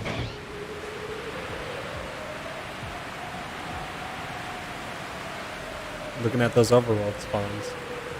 I've been surprised plenty of time.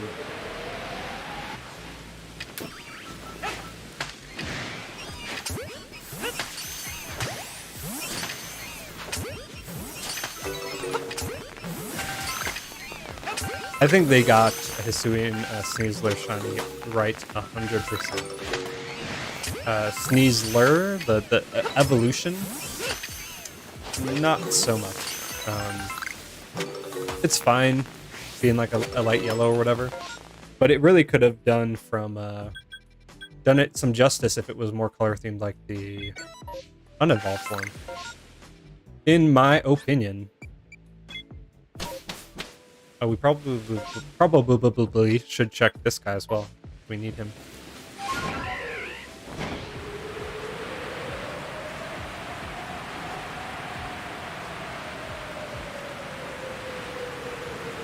It's kind of always been like my thought process when shiny hunting these is I go for the ones that obviously either I need dex entries for or just really cool Pokemon. Though at some point, like, if chat wants to decide what we hunt, like, that's completely cool too. Because obviously, like, I've hunted a good deal of these guys already. And if I just went off of the things that I need, that list is pretty small compared to probably what, like, everybody else wants to see. I've debated, like, resetting my decks and, like, going for every single shiny on stream. It takes some time to do, but, like, hey, in between new releases of the Pokemon series, we got nothing but time. It's like either that or playing Kirby, which I do not have yet, but we'll probably get soon.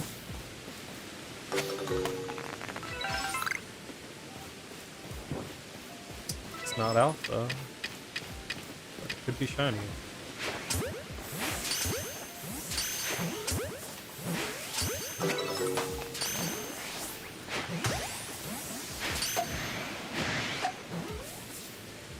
I'm so angry. Sir, point that sniffer away. I said point that sniffer away from me, sir. You too.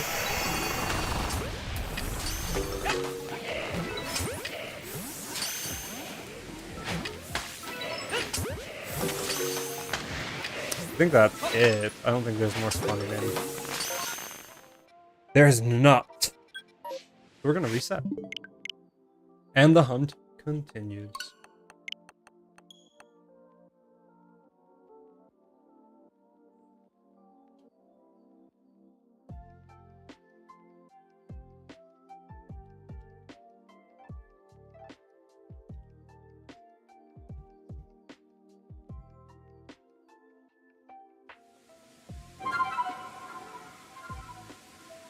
This is what Saturdays are all about, right? Just chilling out, playing some Pokemon. Got some lo-fi going. Just relaxing, dude. Zenning out a bit.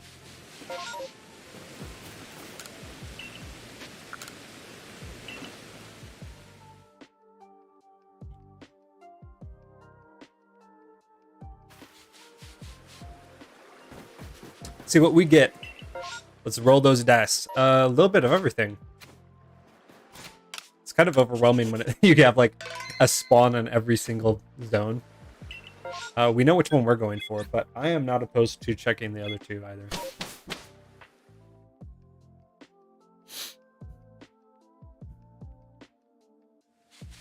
Throw down that quick save and roll those dice.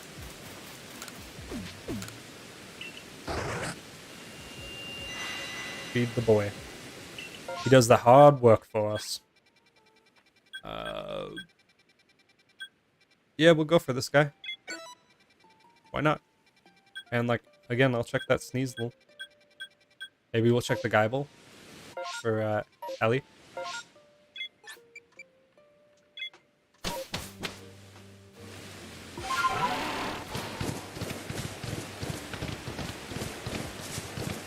This one at the really obnoxious spawn point. It is. It's actually better to go to the mountain camp for that one.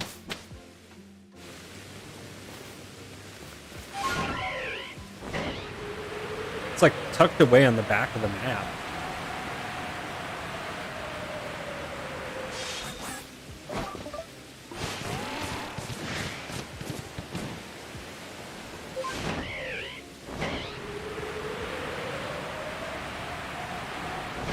This place took me like so long to even figure out how to get to it.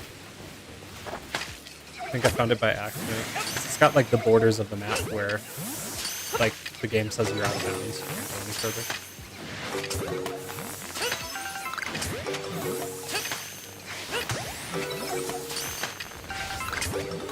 Hey, Alpha.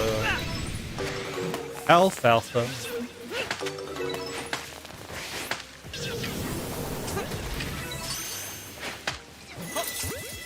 Thought he was spicy with that, dude. Get out of here. New horde seems to have failed.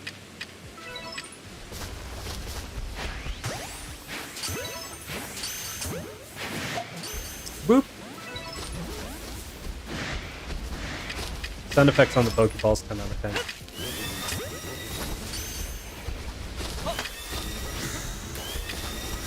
Boop.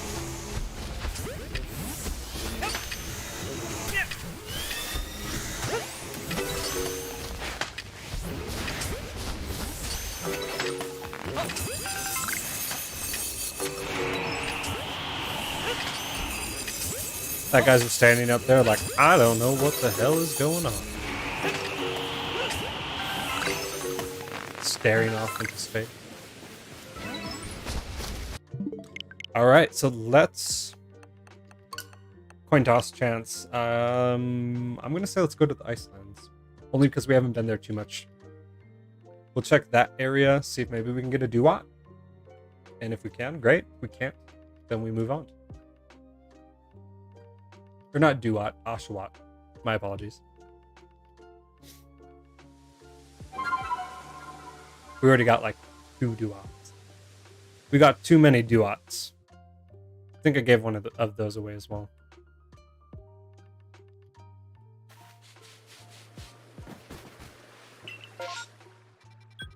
Let's see what we get.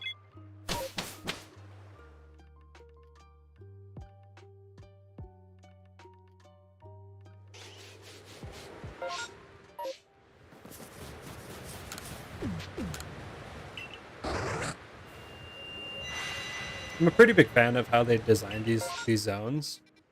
We do have an Oshawott and a Riolu. Let's check that out. The one I would say probably my least favorite one is actually the coastlands, only because I'm not a huge fan of how it's designed. It's okay for what it is. It's a water zone, but like water encounters in this game are not the greatest. Usually, like, I feel like I'm just whipping Pokeballs in the ground. And that doesn't feel the best when you're shiny hunting.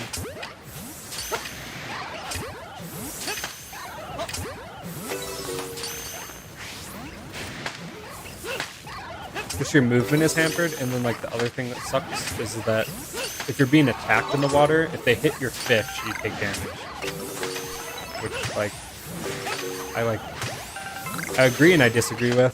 If they're attacking the fish, I don't know. If they're attacking Basque Legion, I don't think you should be taking as much damage. No dice. But it's like really frustrating when you're getting attacked by like 5 things that have like heat-seeking water pulses, and they're all slamming into just the tip of Basque Legion's tail. Hi. That was a very graceful descent.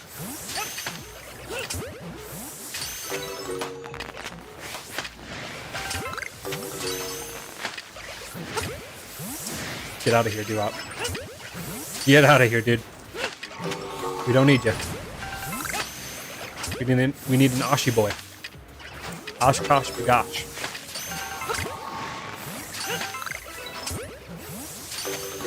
Oshkoshawash.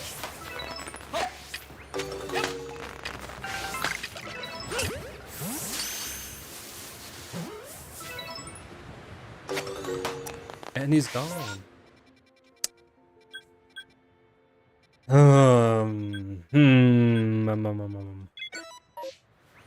Check it for the memes. For the memes.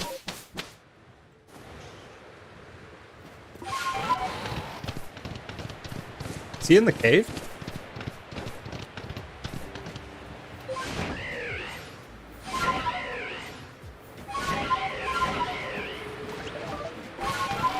He is in the cave. Why would they be in the cave?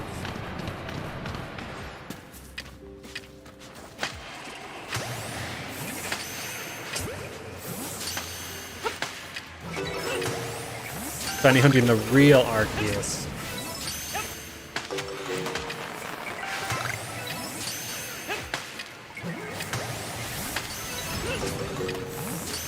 Ooh. I could have just thrown a ball at that.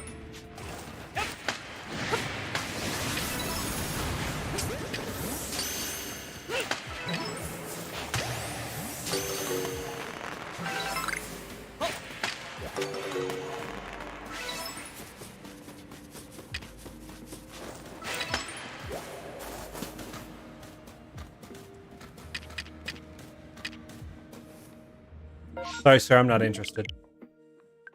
I was thinking we would have an alpha, but no. It's okay. We keep on moving on.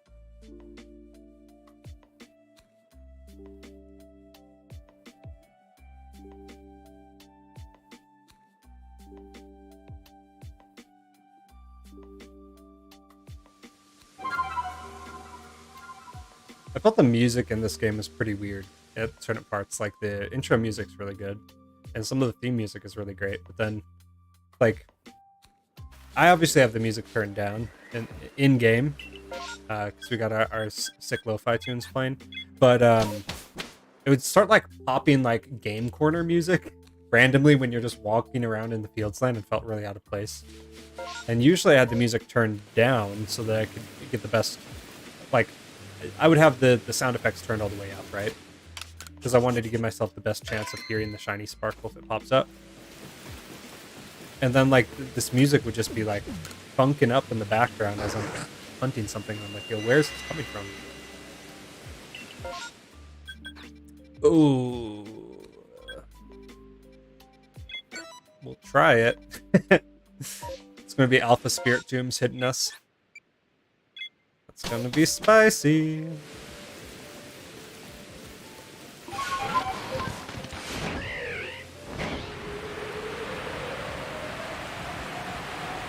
Alpha Spirit Tomb is cool though. So we need one. I have the regular shiny, but I do definitely need an Alpha Spirit Tomb shiny. Alrighty, I'm gonna try and jet ball these guys. Catch them unawares. We'll see what pops up from other spawns.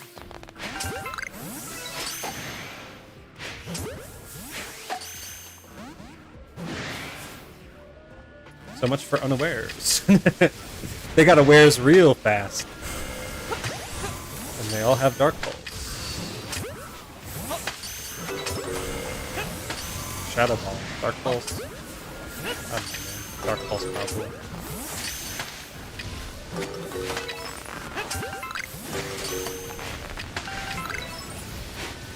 Where are you going, dude? Why are you running?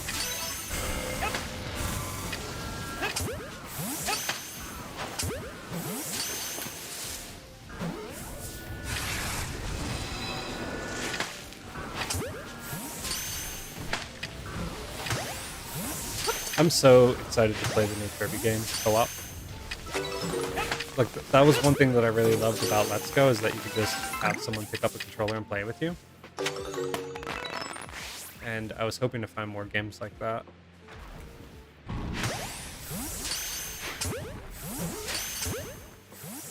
Why are you in the tree, dude? This guy thinks he's a Pachirisu. He thinks he's a gosh dang Pachirisu. Spicy hour. Did you just use Water Pulse?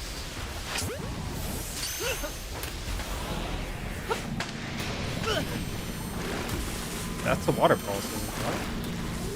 I didn't know they could learn that. Get out. No, no, no.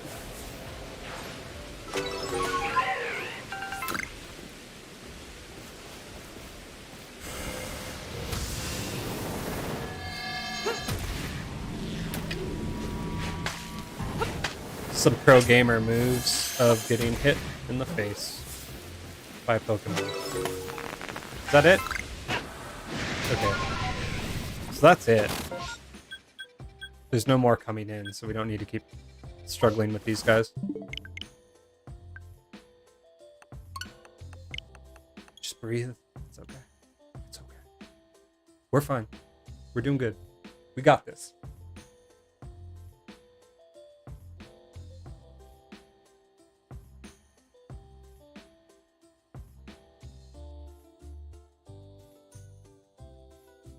See if we can get these spawns reset appropriately. Give us some more Rowlett chances. That's all we really care about today. All the other shinies, we could be getting every alpha shiny in the game. Wouldn't care. Because we still don't have a green bird. He was actually one of the first shiny starters that I actually went out of my way to hunt for. I did Masuda method for him in... It was either Moon or Ultra Moon? Nothing. That's fine. I still think I have him in my my Pokemon home. Got him up to a normal Decidueye. And then I hunted the rest of the starters there as well. I didn't really do a whole ton of Masuda hunting. I think I was trying for a Minior when I kind of gave up the Ghost and stopped egg hunting in that game. I think Sword and Shield then had already come out as well. I'm going to go for this Golbat because we don't have one. Let's see what we get.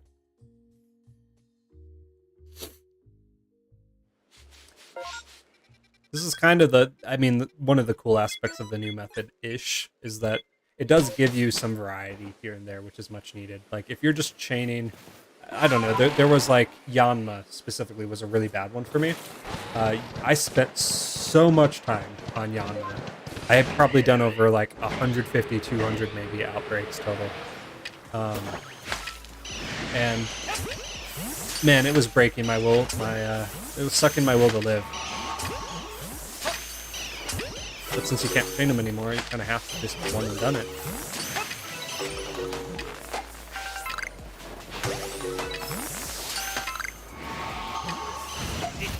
Man, they keep spawning in like right here. And me throwing berries does not help at all. It's like the berry of shame. You throw it out, it hits the Pokemon in the rear. And you're just sat there looking at it like, why am I like this?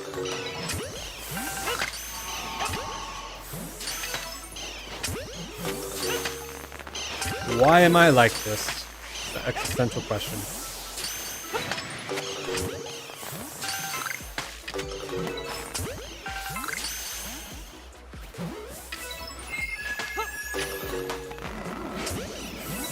Well, I think this one's dead.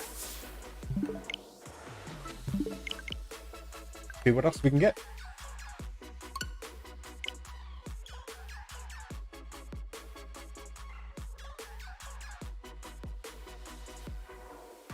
I think we had a massive outbreak in the snowfields.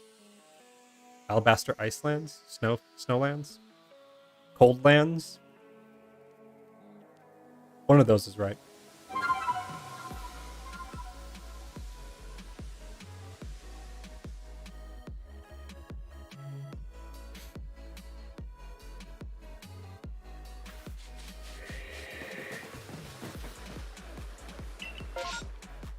And we have a Tangrowth, too.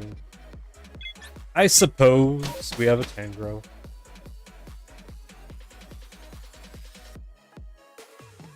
Something that I actually have been learning throughout the course of this game is just the differences with the female variants, like the male and female versions of the same Pokemon.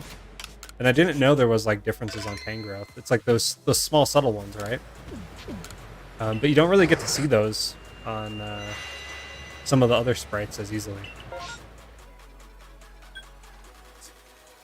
We got an Ashiboy and a Duat. Let's try it out.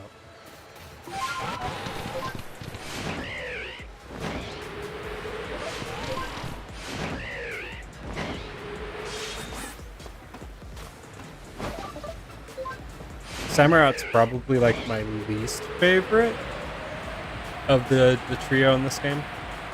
We'll also check this Lucario over here. Might as well check yourself before you wreck yourself, right?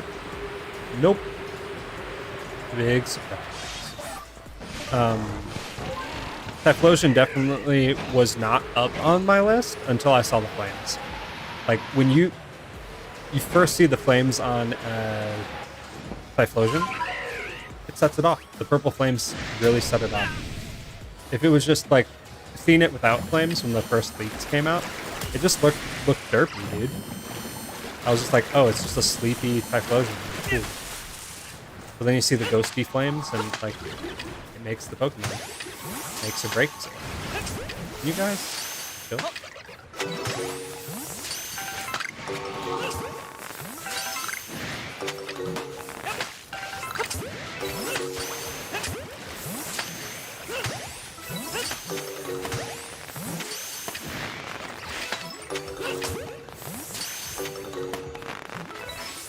What do we got here? See if this sword extends at all. If it doesn't, we'll go check the doo-wop. We don't need the doo-wop, but we'll check it. Just to be safe. I might do the curly as well.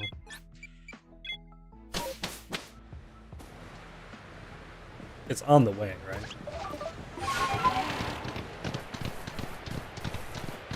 PLA.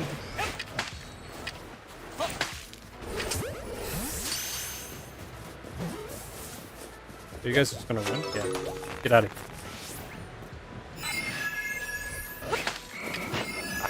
here. Just bounce off his bulbous groin. Come on. Get out of here. Go home. Sir, calm down.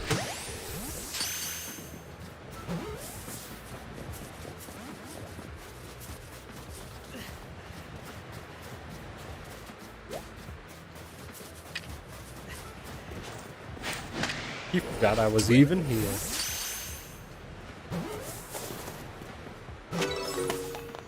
And they're gone. Why did I take that pin out?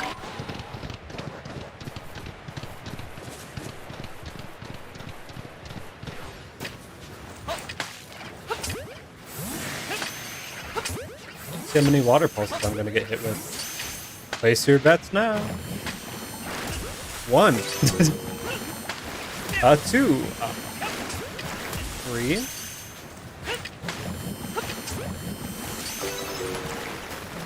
Almost 4. 4.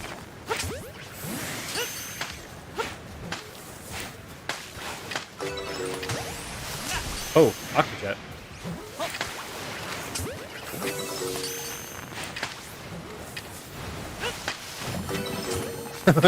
He like just missed me.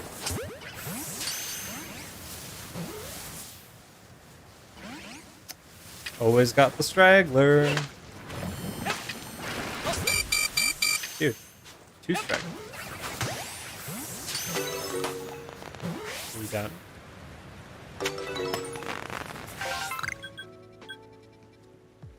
Alrighty. We can just reset.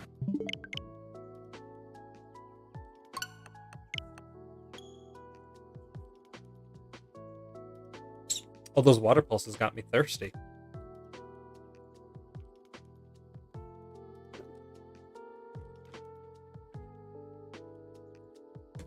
It's gotta be soon.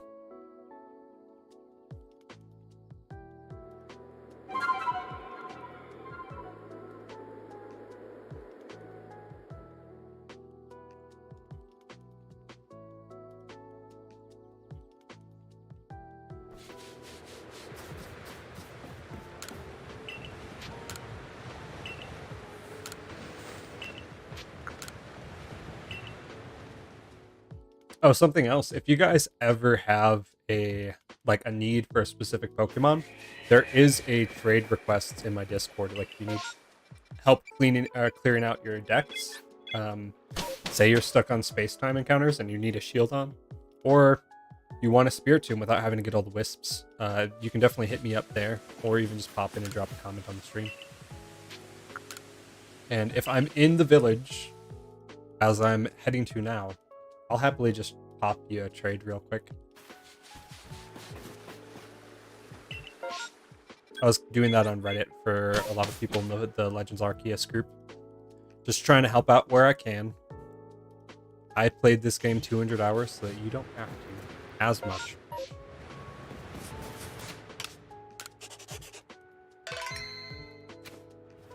It's probably more, actually. I'm not going to look at it right now.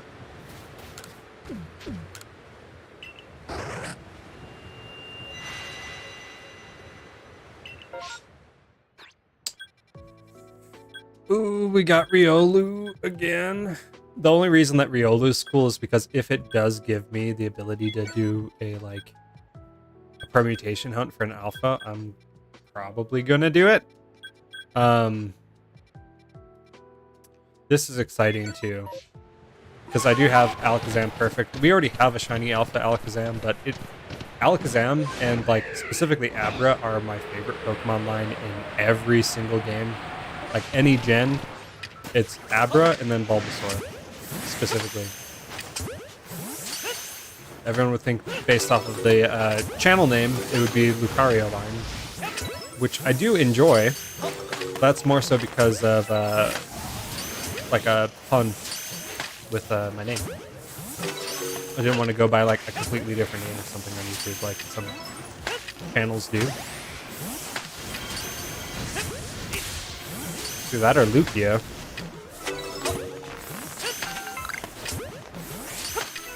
Hello, sir.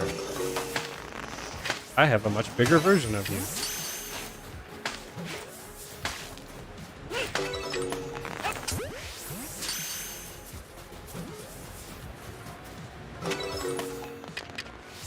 Get those feather balls ready. Dude, he saw me right away. That's what I'm saying. Alakazam has a phenomenal perception. Why wouldn't he be the one showcasing where the spawns are?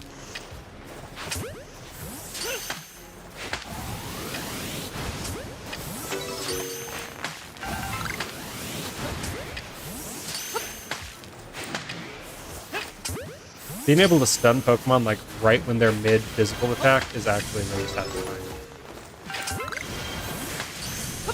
Not Psycho Cut, but they try to use a Zen Headbutt on you.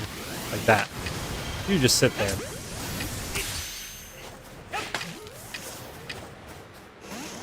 I mean, there's only 3 of them. I'm not even catching them. Let's get out of here. And I will hunt Zaruras. Only because they worth it. Only because they worth it.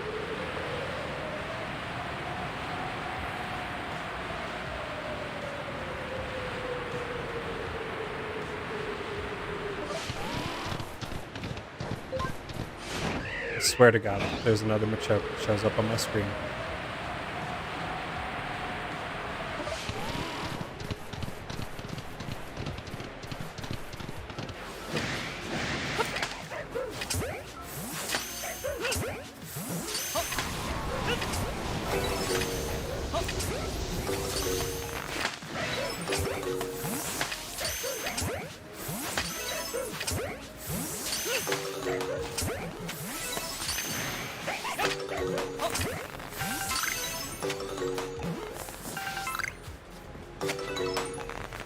No dice.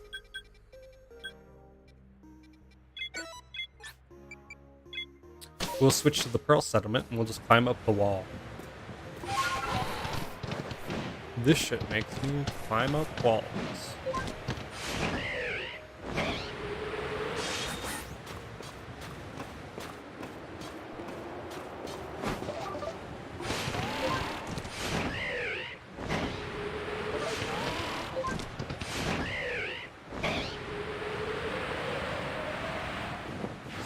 Weird place for a Riolu.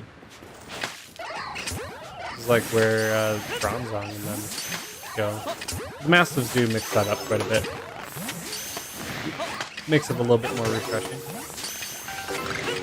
With how much I was doing regular outbreaks, I was kind of getting a little bit burnt out of the same Pokemon in the same spawn. So this is a pretty welcome change of pace. That was a quick one.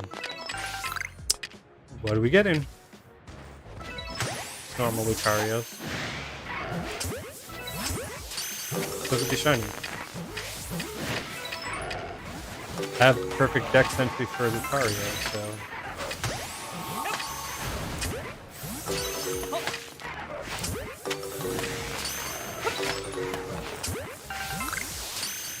Seems like it will not shine for us this time. Perhaps in the next episode.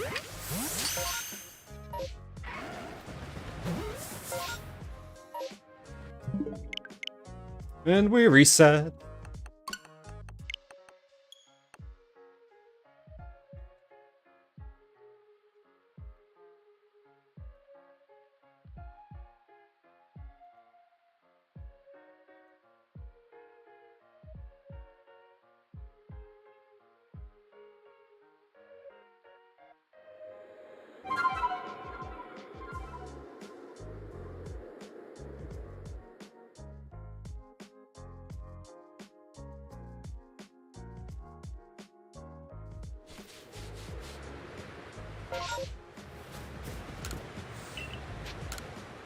See if we got something in the Highlands that we can actually use.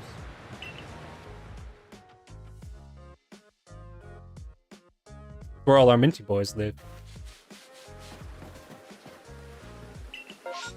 Hey, that's not bad options. Gabite, Togepi, and also we've got our spawn here. Let's check it up. Chalk it up.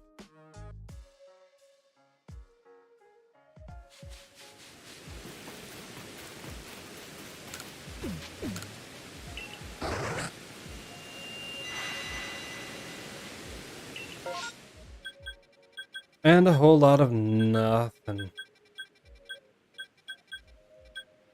I mean, the Hisuian Voltorb's cool. We'll give it a go. I'm not too enthused on the other ones because I have multiples of them already. Again, one of those scenarios where, like, at some point in the future, if chat wanted to hunt something specific, they'd be able to. Or have me hunt it for them. Ooh, Electrodes.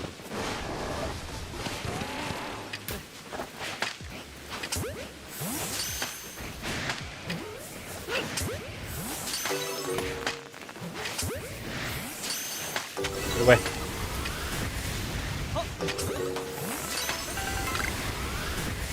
Dangerous.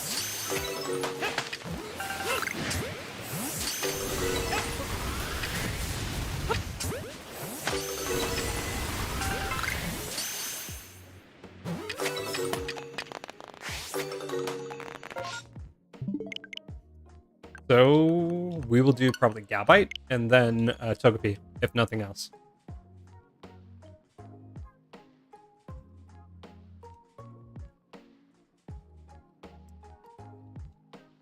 Not that we really need either of them, but again, when you have the boosted odds, you might as well take them.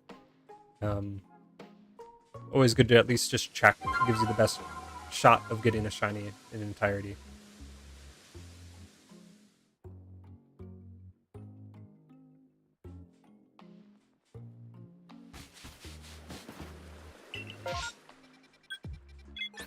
Plus, if we go to the Snowlands, Snowfields, Icelands, Icefield Lands, Snow, we have another shot at a Lucario, always.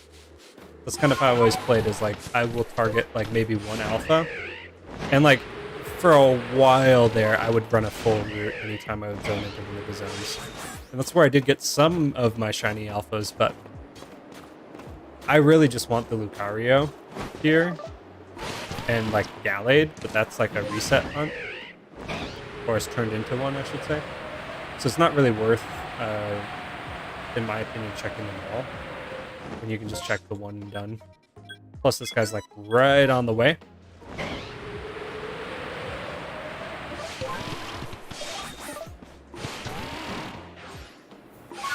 Oh god. Save me. Save me from myself.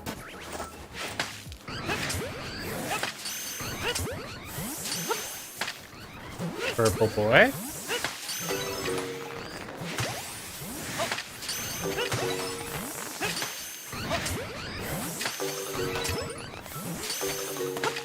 Gabite's like in Gaible's whole shiny line goes from like cool to like progressively worse. I mean, they make up for it with the Mega Garchomp, but like, bro, they really just, it'd be nice if Garchomp looked a little bit better.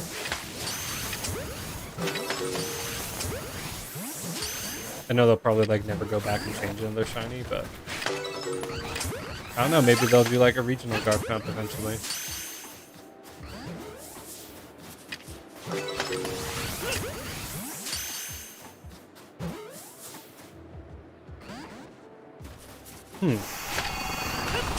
Last one we can actually reset. No shiny here. We will keep a looking.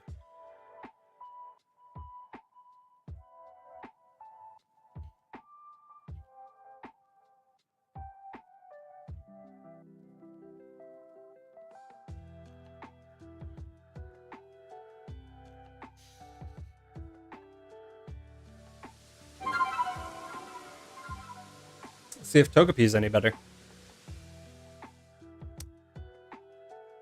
I think I've got 2 shiny Togepi. More than 1.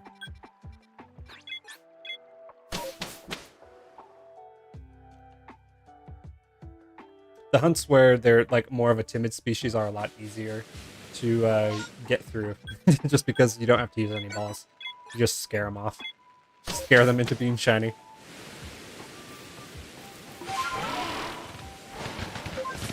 And it's super stormy. It's not even a massive outbreak.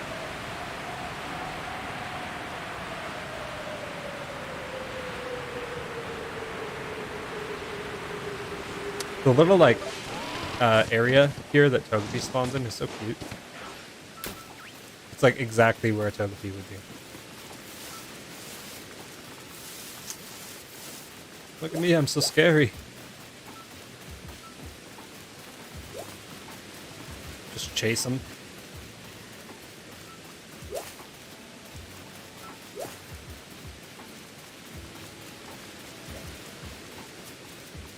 Get out of here, dude.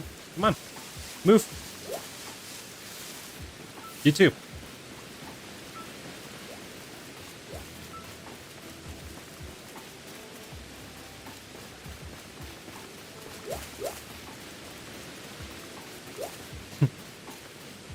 Petal's just hanging out.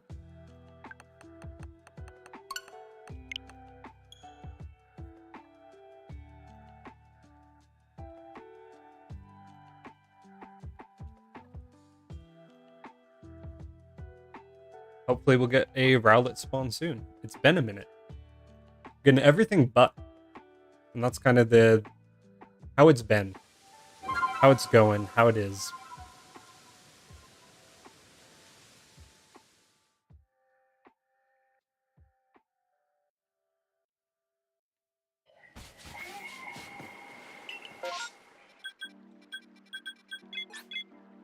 We'll just head here and head right back. Drop a save while we do.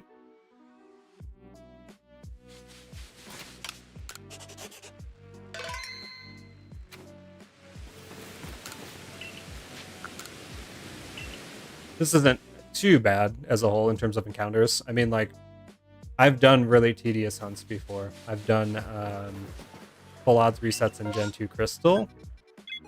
And I was working on a hunt for a while, which was roaming Entei and Raikou in Crystal and Gold on Virtual Console. And those would be like 1.5 minutes to 2 minutes in between encounters, and then you weren't even guaranteed an encounter. So this by default, at least we're seeing some Pokemon that we care about, that we could use.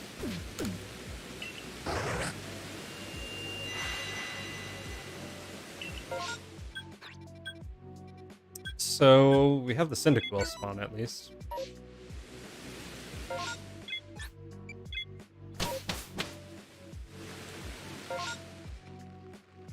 Yeah, we got that going for us.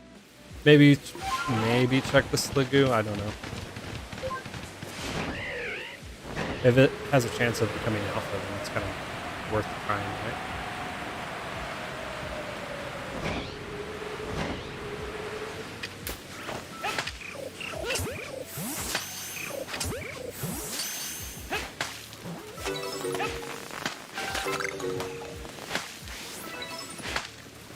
Yo, I cannot aim for my life.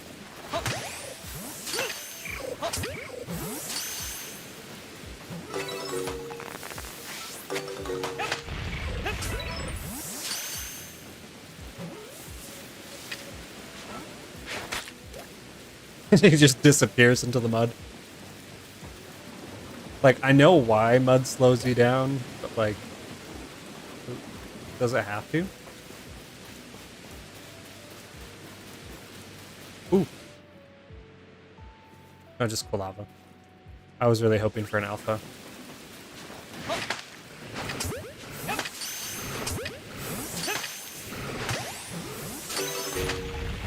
Made me think that something was inside the rock for a second. Like, I don't know if you guys know, the Zorua spawn? Like, in that little grove in the Alabaster Icelands, like, Pokemon can spawn underneath it. And some dudes online have had like their shiny spawn into it and they can't actually catch it.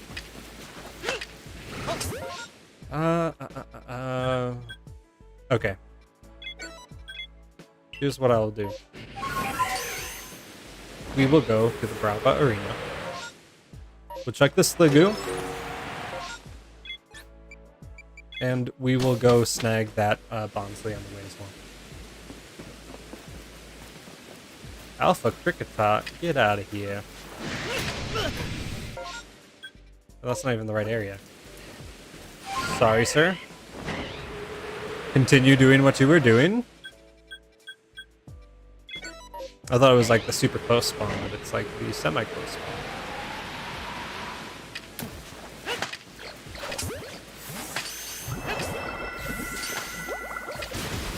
Hydro Pump.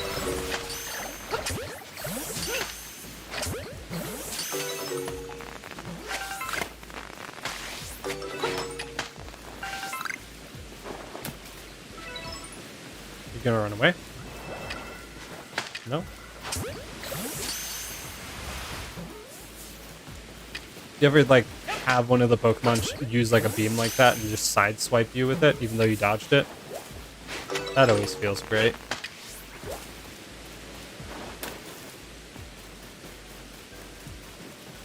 Doesn't look like there's any more, but they might have a second wave. Nope. No second wave for me.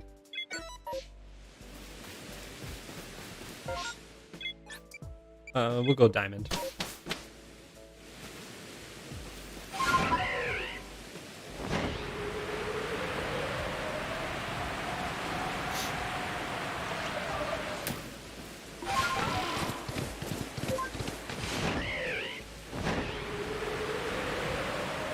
I think it's cool how they incorporated like just the whole of Gen 4.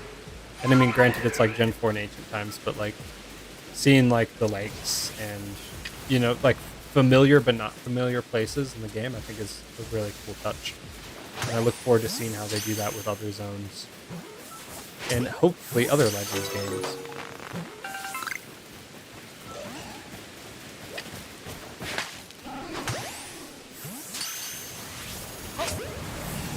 Oh man. He just rolled down the hill on me. Can you get in the ball, sir? Some Lavender Town going.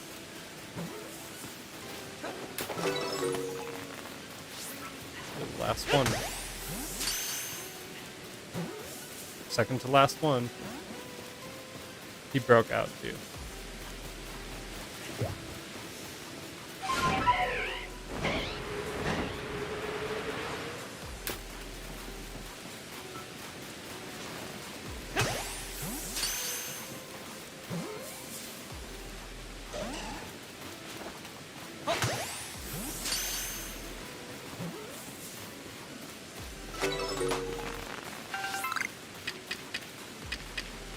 Ooh.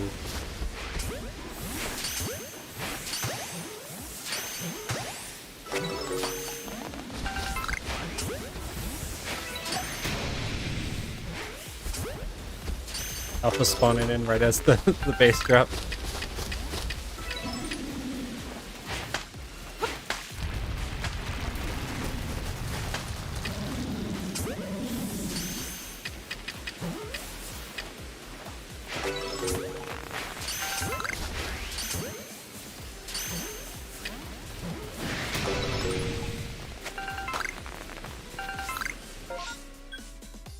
No dice.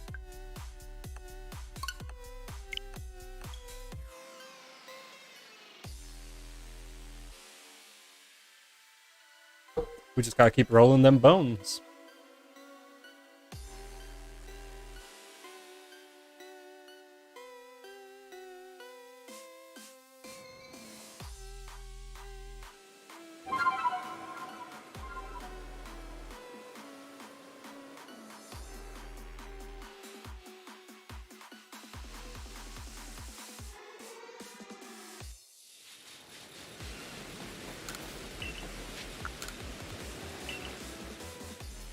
Like any sort of electronic remix with Lavender Town in it instantly has ghastly cries.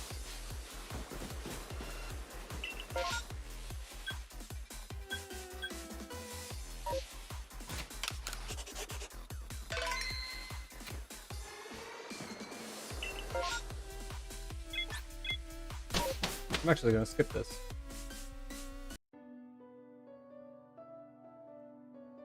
It's a little too busy for what we got going on right now.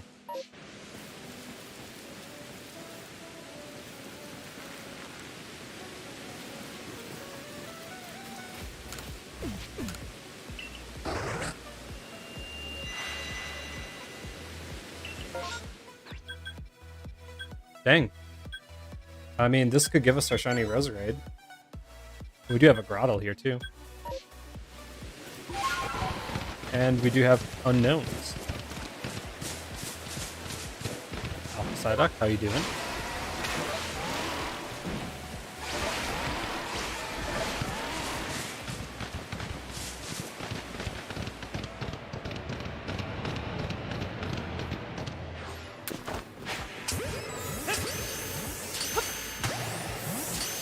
I think I'm missing like there's just 3 alpha unknowns that I have yet to capture.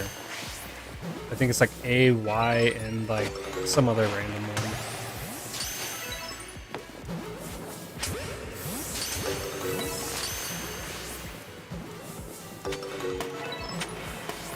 All gone. Well, let's try these Roselia. Roselia was actually the first shiny that I actually failed in this game.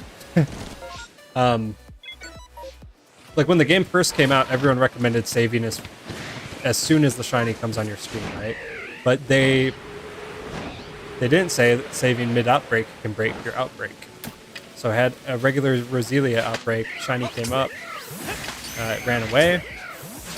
I saved like right before it popped up, and I loaded back into the game to a blank outbreak. Was able to reclaim a few of them since, but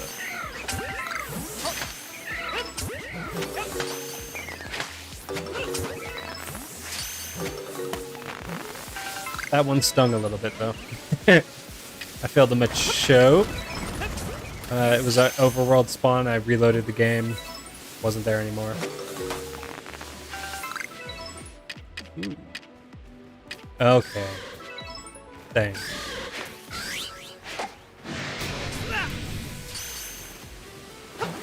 This could be really good.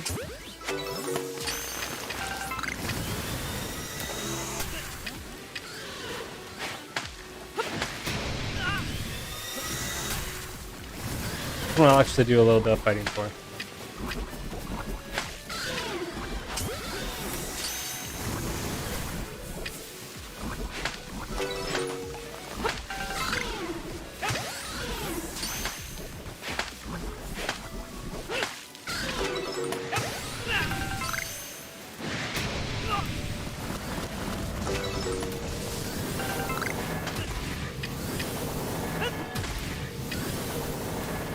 Dude. Okay, we don't even need to check that anymore because there's only 3 of them. So we know no further alphas are going to spawn in that. And that grouping. Ooh. I almost just KO'd myself. Won't be the last time, guys. Stick around.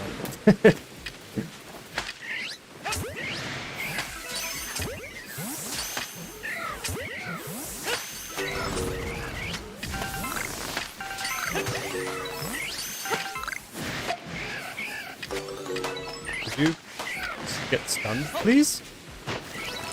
What the heck? Didn't I throw the ball? I must have like limp wristed it or something.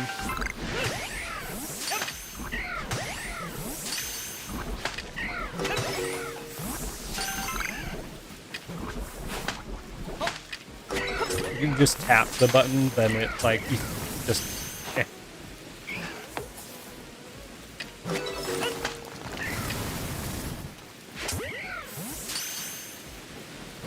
We have not, Ellie. Haven't even really seen many Dark Brick spawns. We did get a Machoke randomly that we did not need, but that was the first shiny of the stream. And so far, we have yet to get anything else. But we're sticking with it.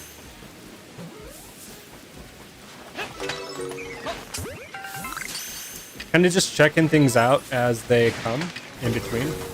It's like if we're going to go here to reset, we might as well check to see if there is a shiny here. Even though Rowlett's our primary target.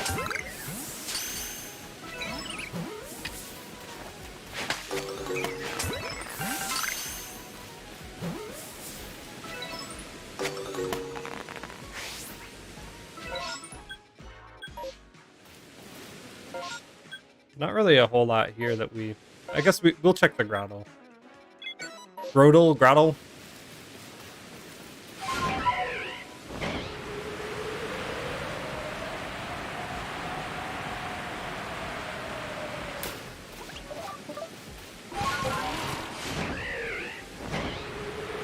Dude, those sparkles always trip me out.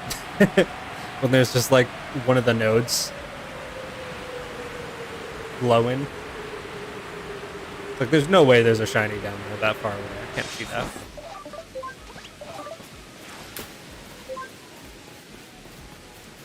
Oh no. Oh shit. She's right inside the spawn too.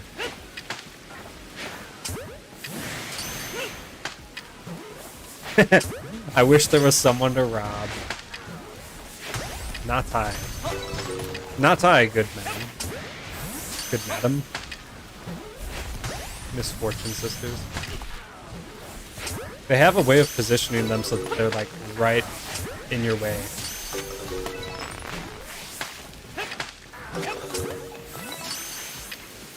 I don't know, like an alpha Turtwig line would be kind of cool. Groudle or... Dude, I don't know why, but I always forget Forterra's name. Yeah, it's a good line as far as like the champ of those go. It's just one that I've gotten a few duplicates of already. But the color is really nice. Green's my favorite color, so no complaints on the shine. Other than it being a Machoke and not a Rowlett. And we reset.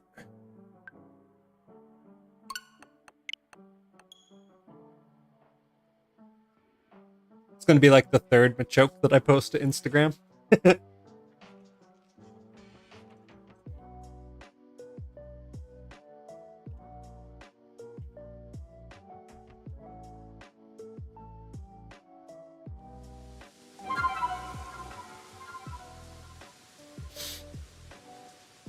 How have you been liking the new Kirby game so far?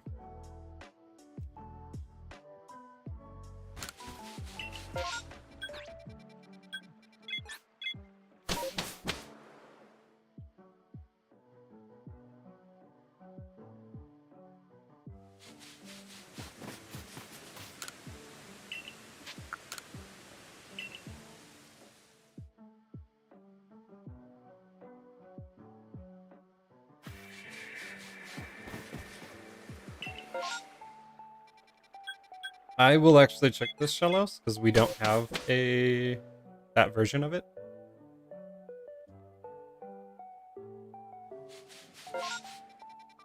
That's not too far away either.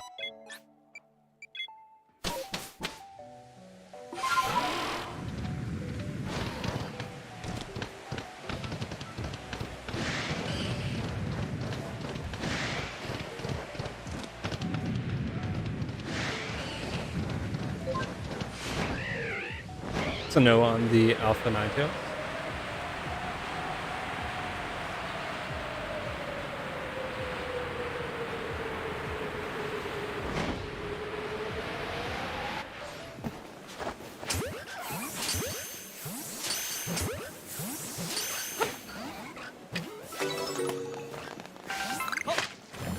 Oh wow, this is your first Kirby game too?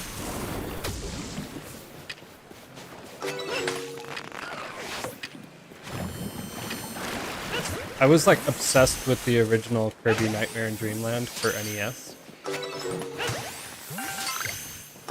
But I haven't really played any of the other ones.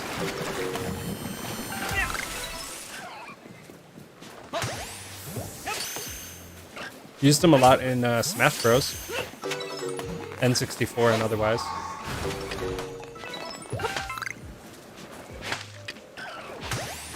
But I'm definitely looking forward to playing this one. It just looks like a lot of fun.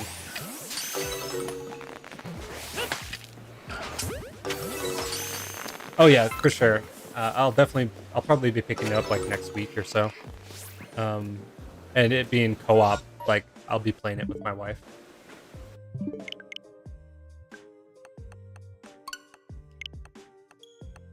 It gave me like Super Mario Odyssey vibes, but in the Kirby space. I mean, like the whole like kind of possessing things and just like I saw a little bit of gameplay of the first zone, and it looked to me like a little bit like New Donk City or whatever it's called in Odyssey, but like in a good way, you know, where it's like it's got that same kind of art style and just a reimagined 3D version of the same universe. And seeing like some of the bosses that they brought back was really it was really cool because those were like the same bosses that I was fighting like in an 8-bit type setup back in the day.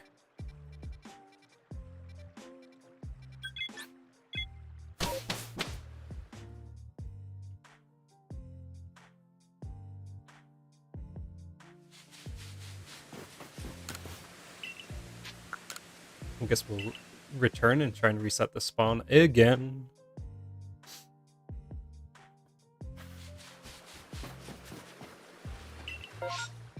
Hey, there we go.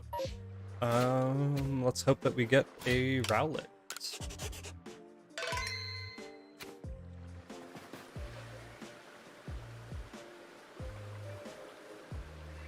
Growing up, I was a Mario gamer in Animal Crossing, or looking after pet games, hamsters, dogs, etc.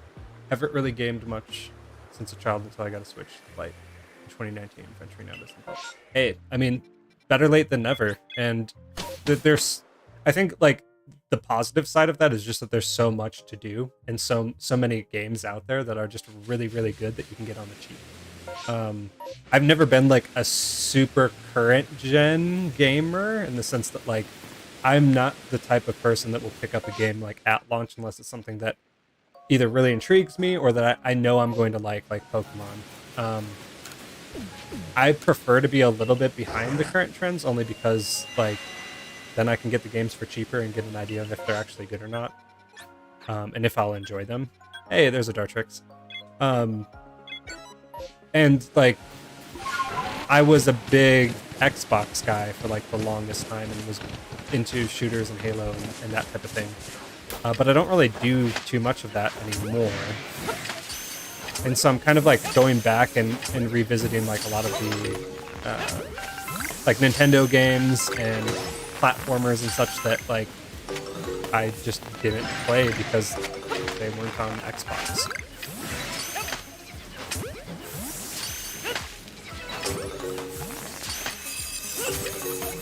And I still do have like an Xbox One and Game Pass. I'd like to get an Xbox, what's it called, S or X? The digital one. And I've debated getting like a PS5. But as far as like a new console purchase, we'll probably end up getting a Switch OLED. That way, like, one of the big fights, or not fights, but points of conflict is like the kids using and abusing our Switch versus us being able to use it and play on it for what we want to do. And like a game will come out that we want to play, but then the kids want to play like Mario Maker or whatever on it. So we're gonna have like a kid's Switch and then like an adult Switch too. And that will also allow me to do dual hunts when the kids are asleep.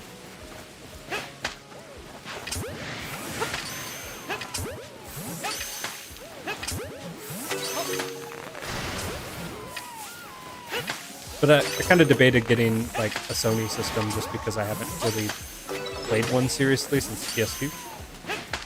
It's just been all Xbox. And Game Pass is good and all, but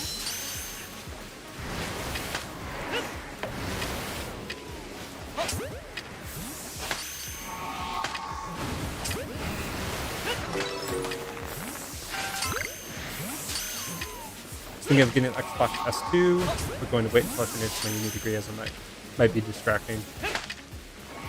Oh, so you have an OLED as well. You think it's a pretty big shift? Like, I was a little skeptical on it, but I like debated getting just another Switch used, but like my wife has kind of pushed me into the direction of getting an OLED, and I mean, I'm not going to complain or fight that in any way, shape, or form.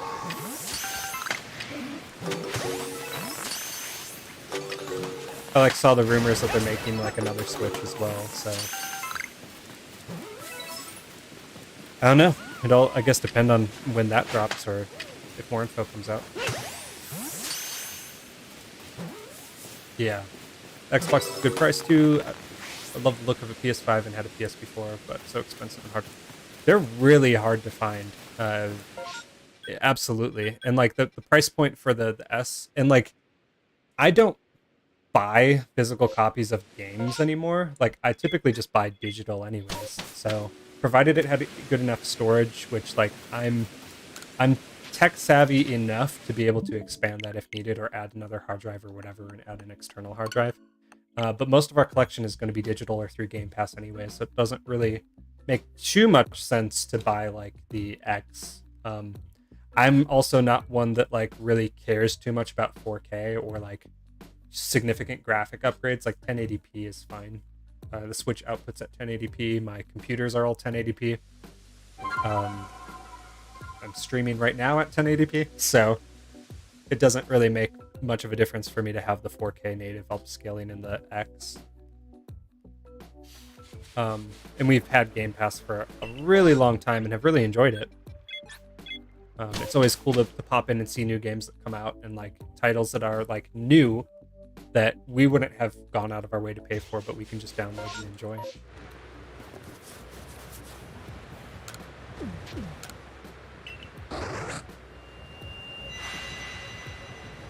Probably not a huge amount from the regular Switch, although quality is great.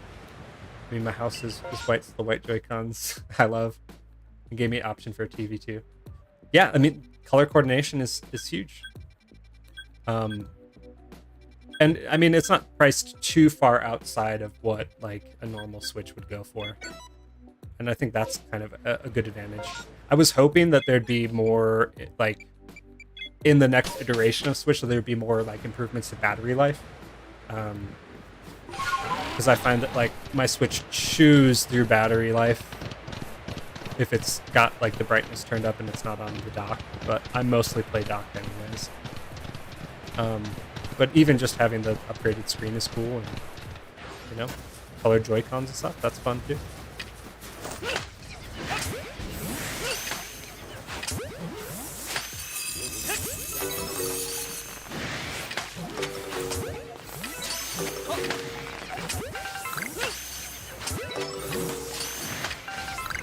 Grab these 2 Snover spawns since we don't have a shiny Snover. And we'll check the Rowlett as well before Abominosing.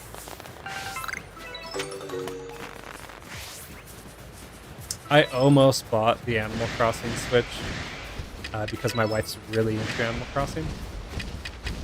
But we're going to end up like switching all of our profiles over so that she can have a new island. She's a little upset that like it's all one island for the Switch that you play on, because that means like our kids play on it too, and sometimes she comes in and finds nice surprises that the kids leave her. Yeah, I practically sit with mine on charge all the time, lasts about 3-4 hours. Yeah, that's about what I get, and like a lot of times I'll like reduce the brightness as low as it can go, and it's you still got to plug it in, which I mean like kind of makes it less portable in a certain sense for longer sessions, I guess. Like if you're just taking it with you and you're playing, it's not that big of a deal. Like if you've got like an hour to play or whatever, it's worth. But I think that would have been the bigger upgrade focus than the screen, but I digress. I'm sure they both have sold exceptionally.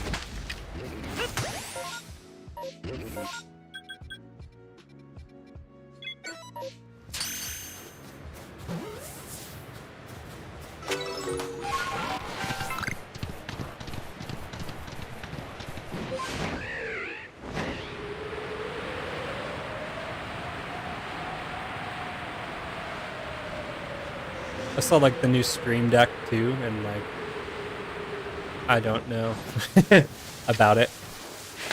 It seems like really cool if you have a huge Steam library, but I only have a few like MMOs and such from Steam.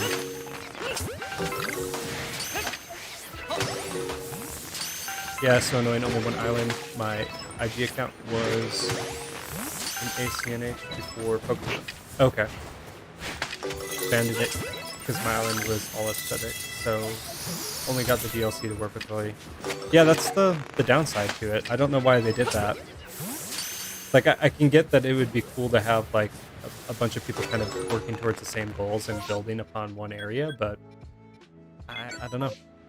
It seemed like one of the main draws of the games before was that you got to personalize all of it, and, like, my daughter is a young teen, and she has her own ideas of how she wants to do things, and it's not always in line with, like, all the work that my wife's putting into hers, so it kind of killed my wife's desire to play it a little bit, because like she would go in and make changes, or my daughter would want to make changes, and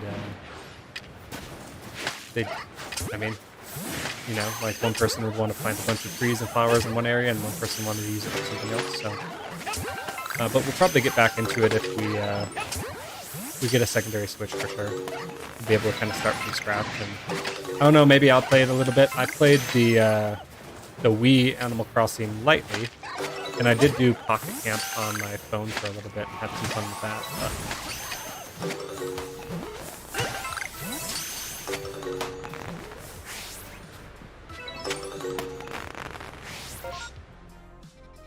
There's also a Zorua.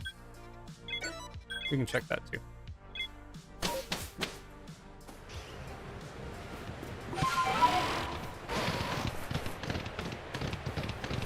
Yeah, I heard that they are done doing like DLC for it too, so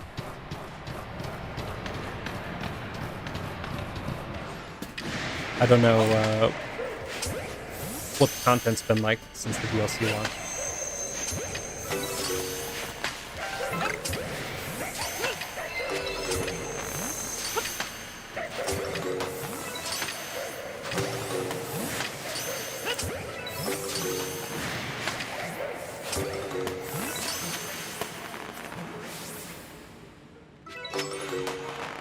Hey.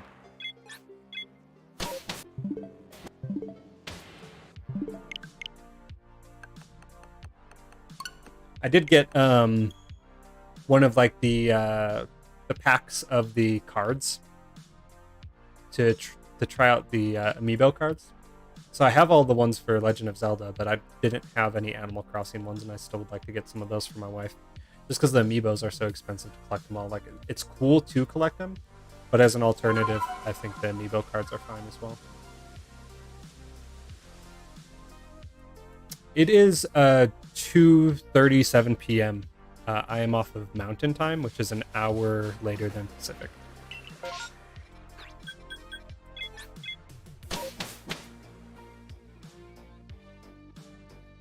I didn't even mention it in for its anniversary. That's kind of sad, because that game has. I mean, people are so passionate about that game. You'd think that they would do something, even if it's small.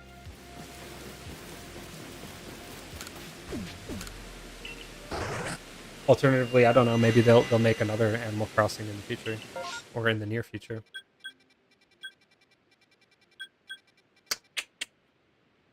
I don't know if I even want to hunt any of these guys. I think I'm just gonna reset it. We'll try and go back to Rowlett. It's probably pretty late by you, huh? I think it's like an 8 to 10 hour difference, right?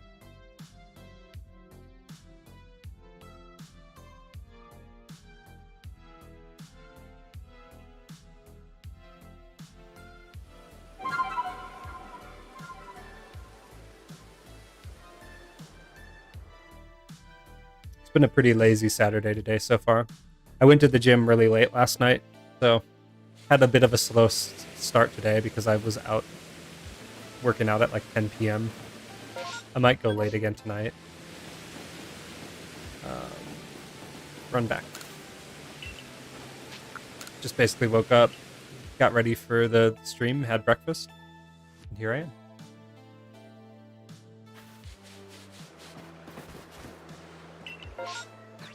Ooh, okay. There's a lot of dudes here.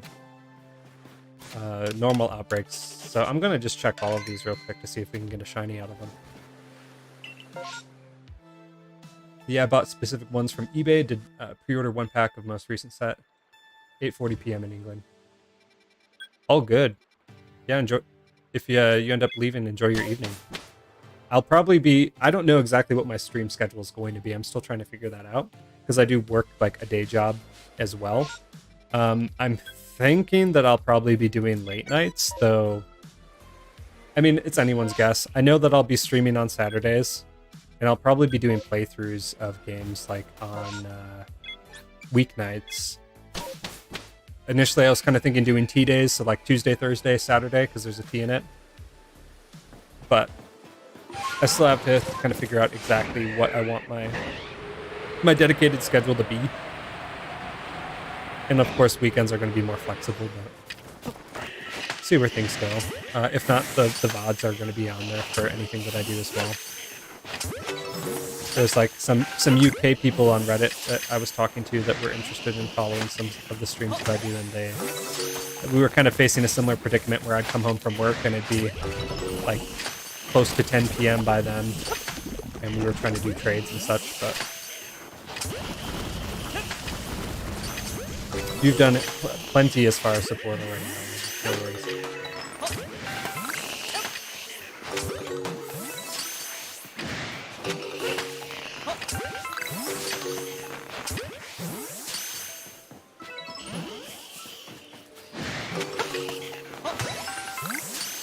Maybe we'll get one more shiny before you head out.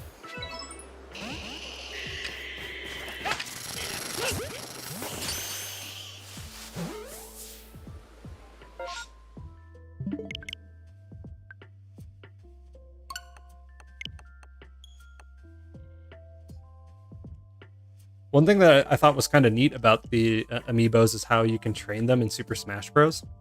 I didn't know that was a thing, but I had a friend who trained up a Donkey Kong to just be like insanely powerful, and he'd pretty much one-shot you if you got close to him, and he would throw that on and challenge people to fight it. But I've only ever really used them for like chests in Breath of the Wild.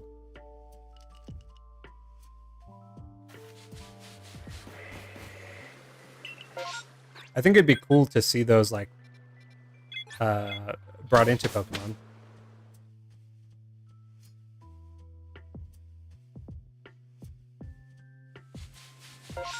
Not to add another thing that people have to pay for to get content. Like I know people were pretty, I don't know, they were kind of torn about how BDSP requires you to have Pokemon Legends to get Arceus. Like, oh, a $60 paywall for an event Pokemon, but it is what it is. I just happen to have wanted this game more than BDSP, and so I actually got BDSP like way late. Like everyone else was like way into it, and I was like, I'm just getting my starter.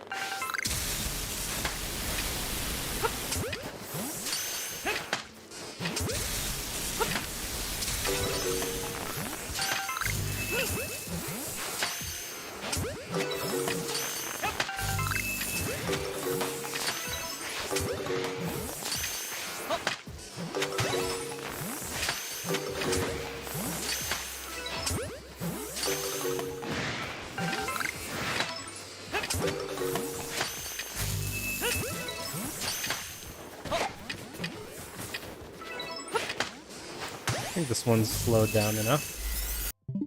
We'll check the Ghastly spawn. Ghastly's probably the one that I have the most of in terms of shinies. You just find them in the Mirelands all the time.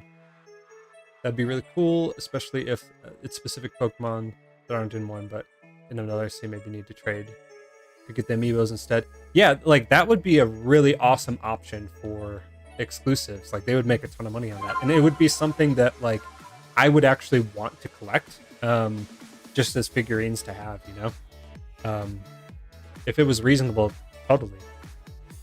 But it's kind of weird, like, how certain titles like get all of the push in terms of monetization for figures and that. And like Pokemon, they do like a tremendous amount of plushes, right? And other types of merch, but you'd think there'd be like way more Pokemon amiibos because like the whole thing is collection, right?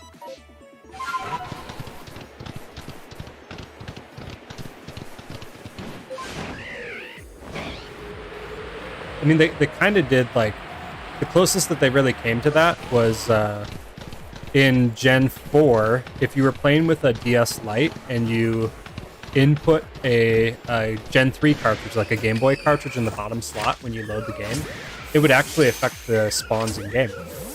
So you'd be able to get like different types of Gen 3 spawns in the in Diamond and Pearl and whatnot, and it would change per title. So I actually did a few hunts that way where like I did shiny chains in BDSP, or not BDSP, oh my gosh, Diamond, where I would load in like a Emerald cart and have you know, like Nuzleaf or something.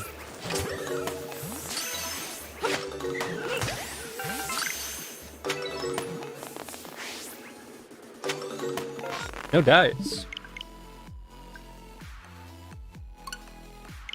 I mean, they kind of have some aspects of that where it's like, oh, like in BDSP where you get like the Mew and the Jirachi for having Let's Go and Arceus saves on it. Not Arceus. Sword and Shield. But yeah, like the more that they could do that, I think that would be kind of neat if they're able to tie it into other titles too. But like what I really hope that they do, and I don't think they ever would, but I would really like to see like an expansion of the Virtual Console for the Switch. I'd really like to see like the old games and the Gen 3 games get some love and make it into the virtual side of the Nintendo Switch and be able to play those online. I think that would be awesome. But I don't think that's going to happen, and them closing the Wii shop is definitely not a good sign either.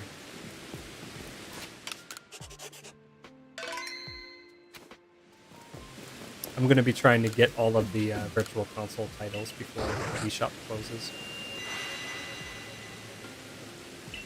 Just so that I have them all. I already have them all in disc format, or not disc format, in cartridge format. I've got all the carts, but you know, carts wear out over time. Despite my ability to repair them and keep them in decent shape. Just not as reliable as having it in virtual form.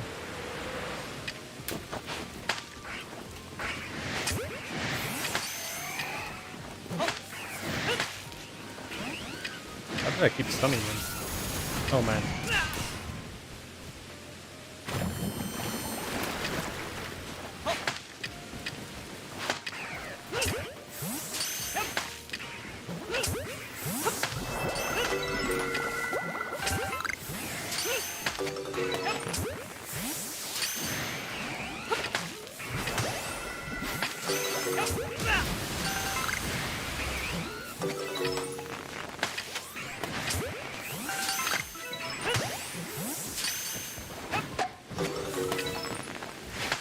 Getting mixed up in my buttons.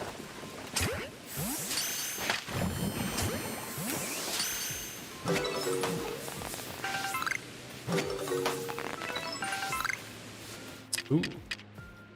Okay, nothing crazy. Just normal Empoleons. Thought for a second we were gonna have an alpha. Nope. I will check the Togetic.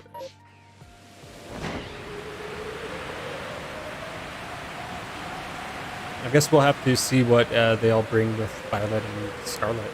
Maybe they'll have more feature sets like that.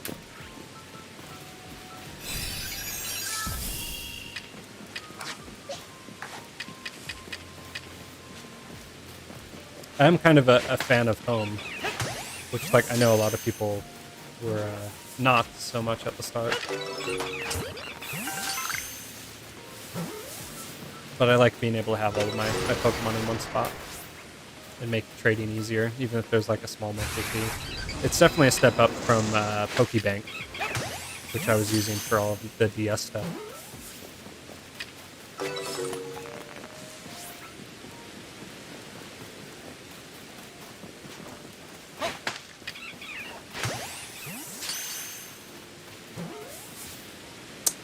I don't know yet if which copy I'm going to buy. I think it's really going to be dependent on the exclusives they released. Like, I did not buy Sword. I bought Shield only because I felt the exclusives were better. And I mean, like, not knowing what the legendaries are going to be like either. Yeah, I'll probably pick one or the other. At first, I was all about getting like the Steelbook double pack of Sword and Shield. But then the more I thought about it, and like the bigger of a factor online trades are, it doesn't, to me, make too much sense. Granted, in I did like they had like different gyms between the versions. I thought that was kind of cool, but that there actually was like a demonstrable difference in the games other than just like a few Pokemon. But yeah, I'll probably end up just choosing one. I like Violet better as a color, so maybe we'll go off of that.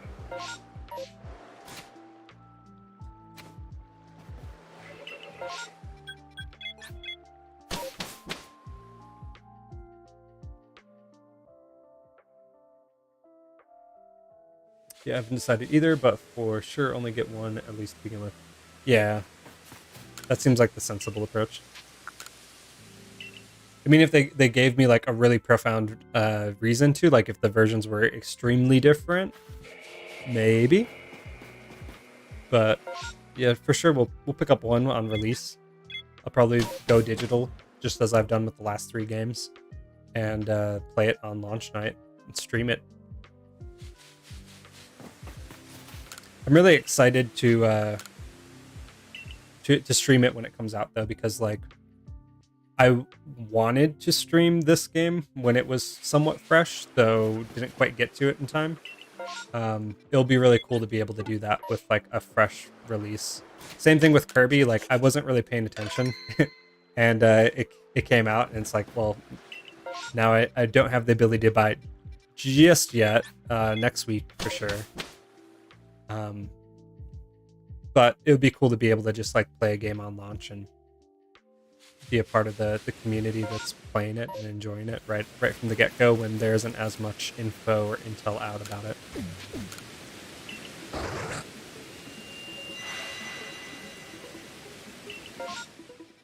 I know Lucario's in the game at least, so there is that. And we do have a Dartrix spawn. I will probably check this Luxray in both of these Snovers, just because Alpha, I still do not have an Alpha Luxray, Jesus. Luxio, I should say.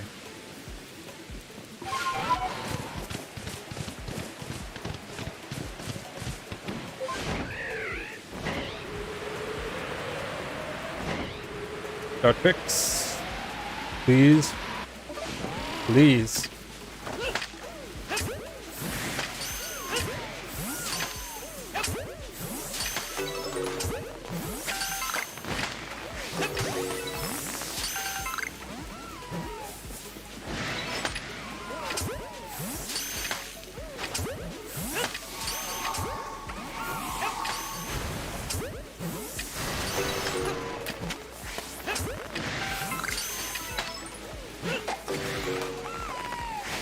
They're all just stacking on each other. Makes it impossible to actually get one of them. They're just all right there.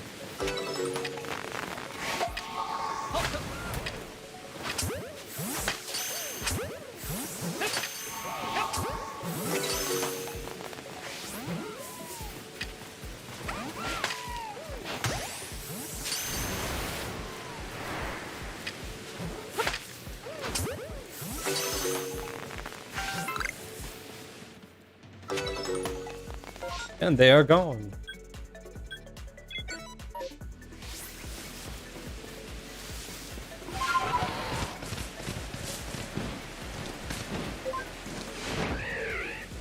I'd be watching it, glad your guys in there.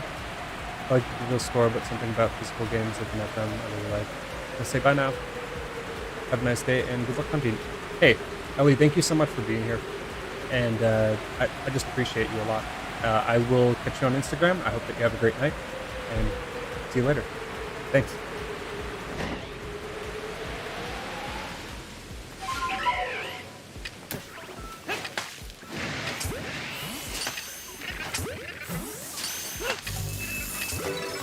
Let's see what comes from the second wave of this spawn.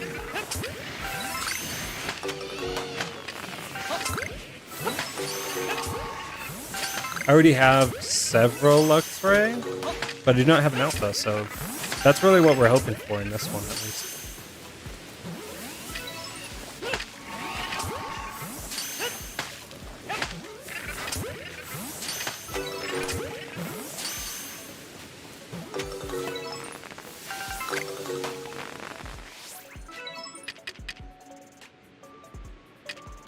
Nope, alpha.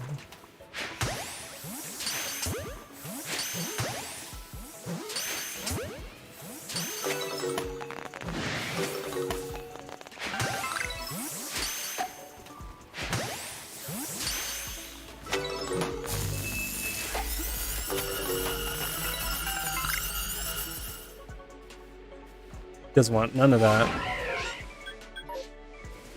Alright, let's go over to the Snowverse and GTFO if nothing shines.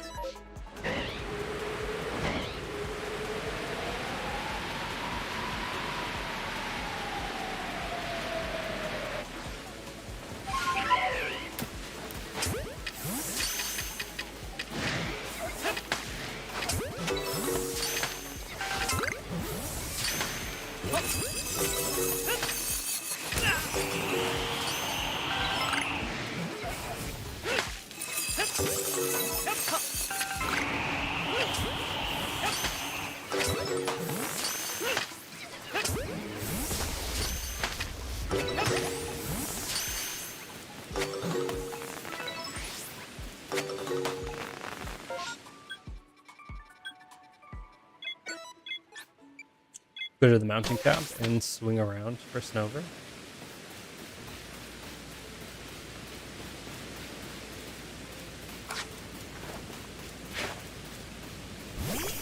It's in the tree.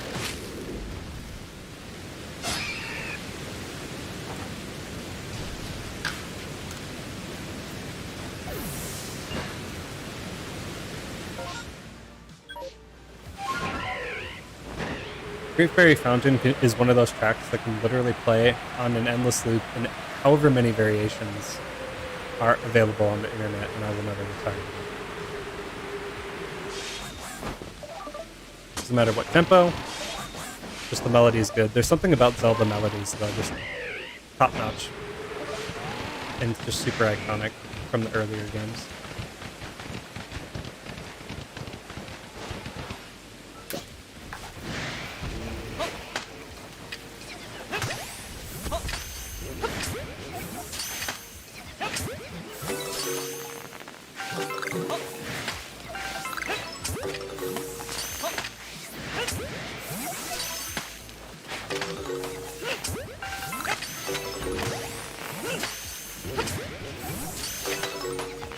Come on, dude.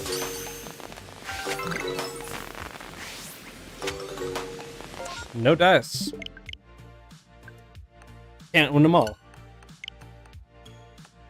We've had some pretty interesting luck today. We've only gotten the one shiny. I don't know if I'll be streaming too much longer. Probably wrap it up relatively soon. But we'll see what we can make of the last little bit that we have.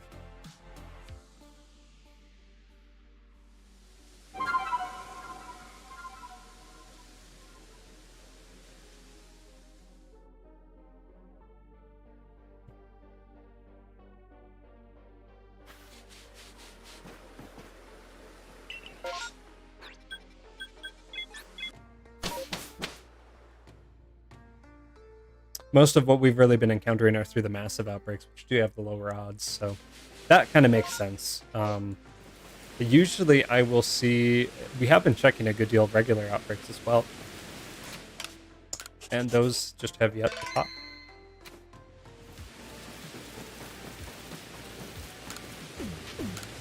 Actually remember to go back this time. Instead of just running aimlessly into the wilderness looking for Mai. I will definitely do this Onyx. I actually spent a good deal of time trying to hunt Alpha Steelix because I had an Onyx spawn that was pulling Alpha Steelix. I went through every permutation in the stack and didn't get it. So It'd be really cool to see another one of those now.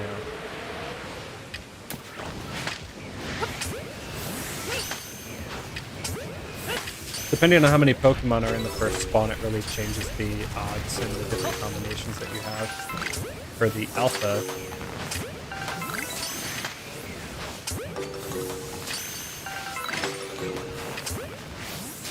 There's a Steelix.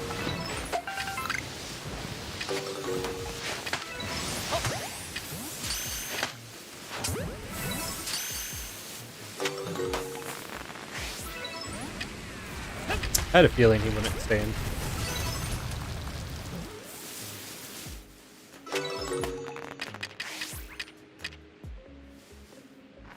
These guys are just normies. These are just normies.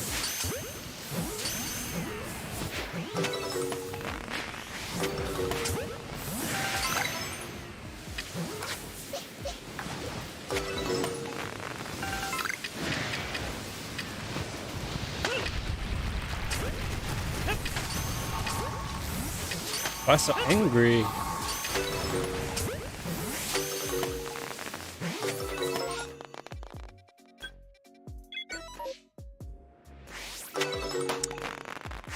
Check the Badoo.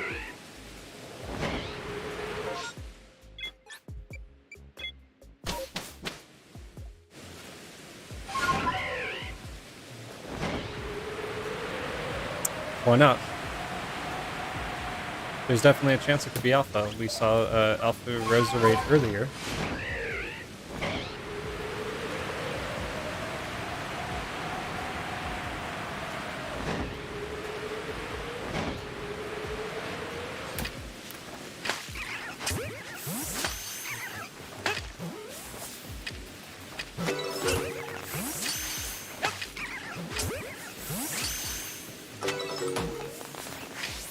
I don't even need to stun these guys. What am I doing? I need to stun this one. Proceeds to not stun it.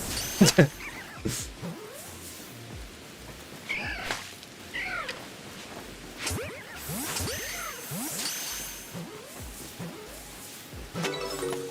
that all of them? Did it? Not doing that.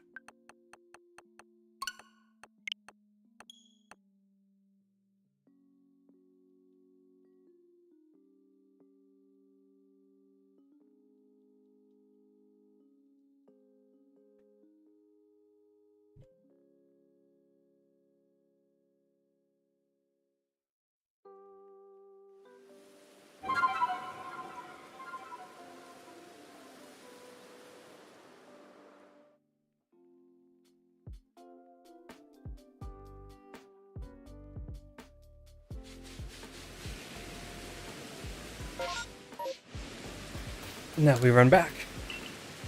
Probably just do a few more checks and wrap things up if we don't get lucky. We've been streaming for about 3 hours so far today. Hasn't felt like 3 hours. I will check this Piplup. I will do that.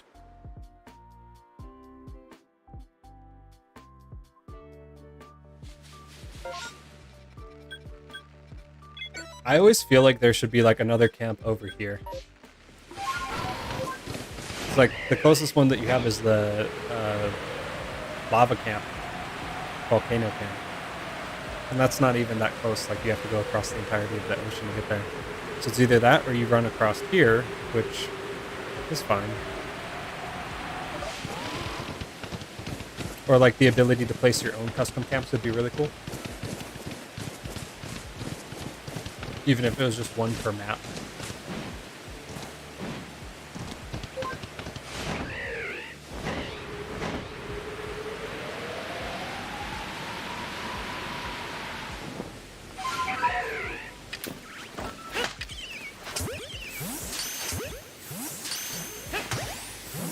Get back here.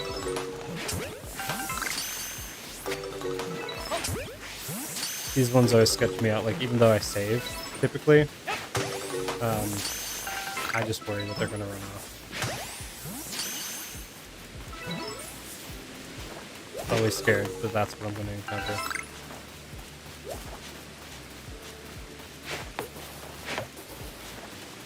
And then my aim does not help with that at all.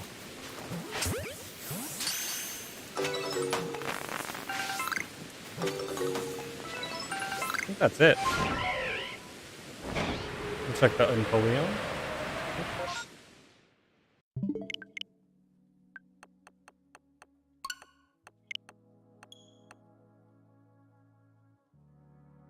See what else we can get. I'd like to at least do a few more Rowlett Dartrix checks before wrapping up today. So I'll keep going until we can see one of those again.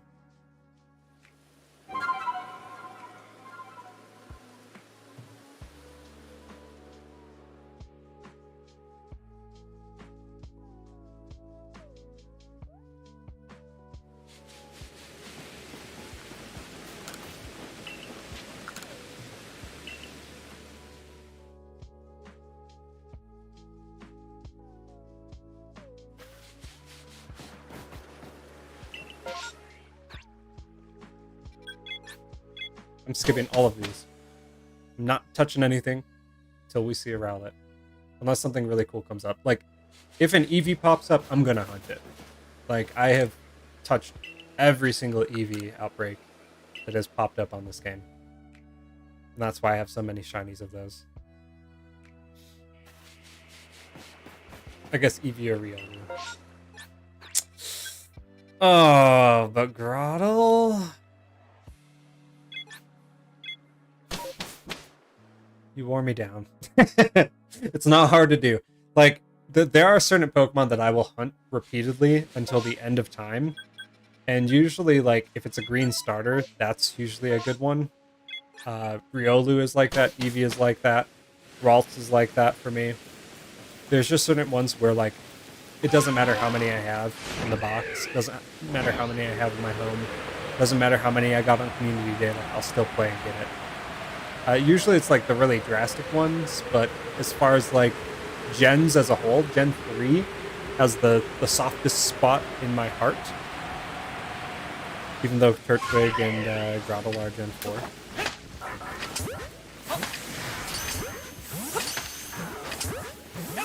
I don't know, there's something about those mons.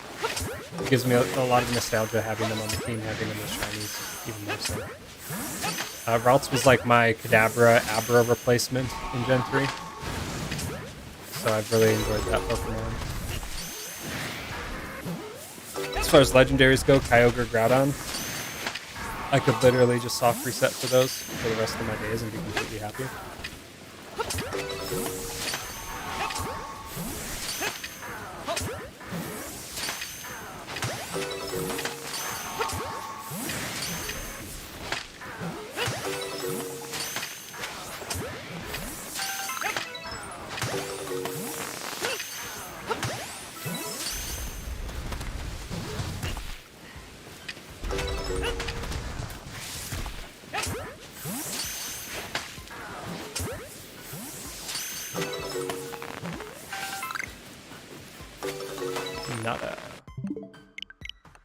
Okay, now that we got that distraction out of the way, we'll go back to Rowlett for a little bit.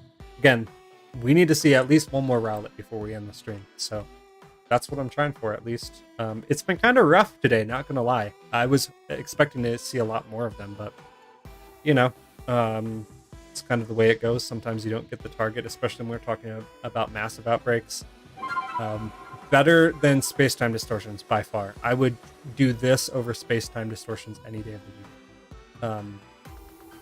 I remember spending so much time just waiting for space-time distortions. I almost, I was debating setting up like a dual hunt where I'd be doing like a playthrough of another game and waiting for the space-time distortion to pop just to have something else happening in between. But I don't know, we'll still have to do space-time for some of the other Pokemon like Magnemite, like Porygon, provided that they don't add an update that makes those a lot easier to hunt. Like, I was going so hard in space-time distortions, and then the Daybreak update came and ruined all of that in a certain sense. Where, I mean, it didn't ruin it; it made it easier. But you know, it changed the method completely. It made it much easier to get those Pokemon to the point where it's kind of a non-issue. It's still difficult in a certain sense. It's still challenging. Like, I mean, I've been doing this since the update went live, and I still don't have a shiny Rowlett, so it's one of those things where it makes it less hard, but it still can be difficult at times, which I like. I like hunts that are a little bit more hard or difficult in the sense that, like, the regular outbreaks have been like really easy and easy to chain and get your shiny, like your target shiny, really quickly. Now, like, shiny Eevees are almost more rare than the starter Pokemon are, which is crazy. Because I would just do loops like this, back and forth, back and forth, back and forth, until like an Eevee would pop up, and I would just chain it until I got it. And now that's not really as much of a possibility. You can still keep doing that, but you're not going to be able to see as many Eevees subsequently, or whatever your target might be. Which, in a certain sense, has kind of stalled some of my progress. It's making it like Barboach, and like Pokemon that I kind of took for granted that I'd be able to hunt before. They're just going to be a lot harder to find, because I'm solely reliant on RNG and solely reliant on that spawn popping up.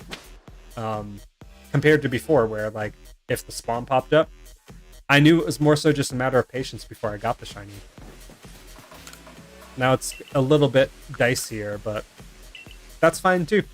I'm not one to typically shies away from odds.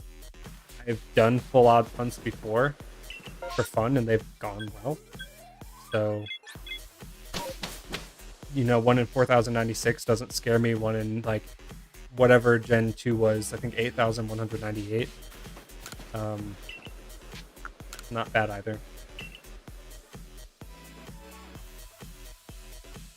It just means it's longer, and sometimes you get surprised really early.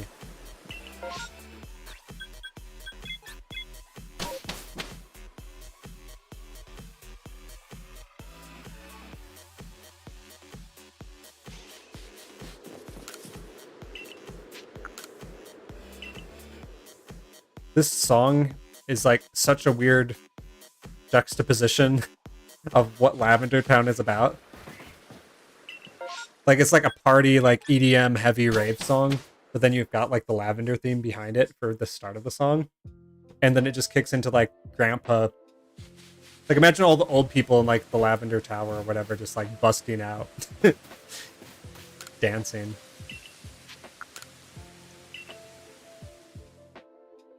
Interesting mix is what I guess I'm getting at.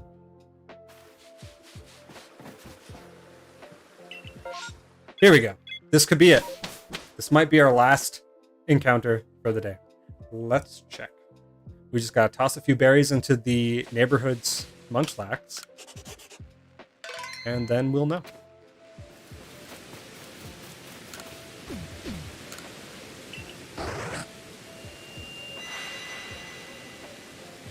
Behind door number 1.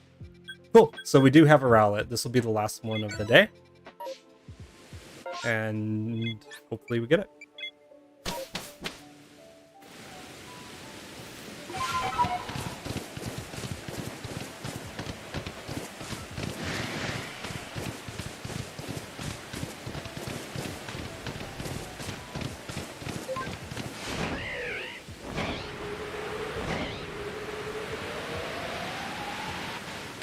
Not on the first spawn.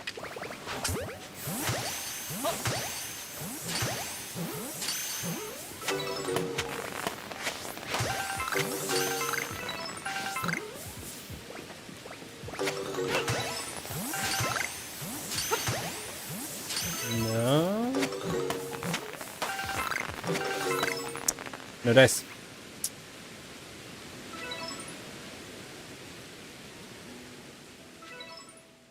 Well, thank you guys for stopping in, for saying hi. This was my first stream, so I greatly appreciate anyone that watches either now or later. I, again, will be figuring out my stream schedule. I don't know what it's going to turn into.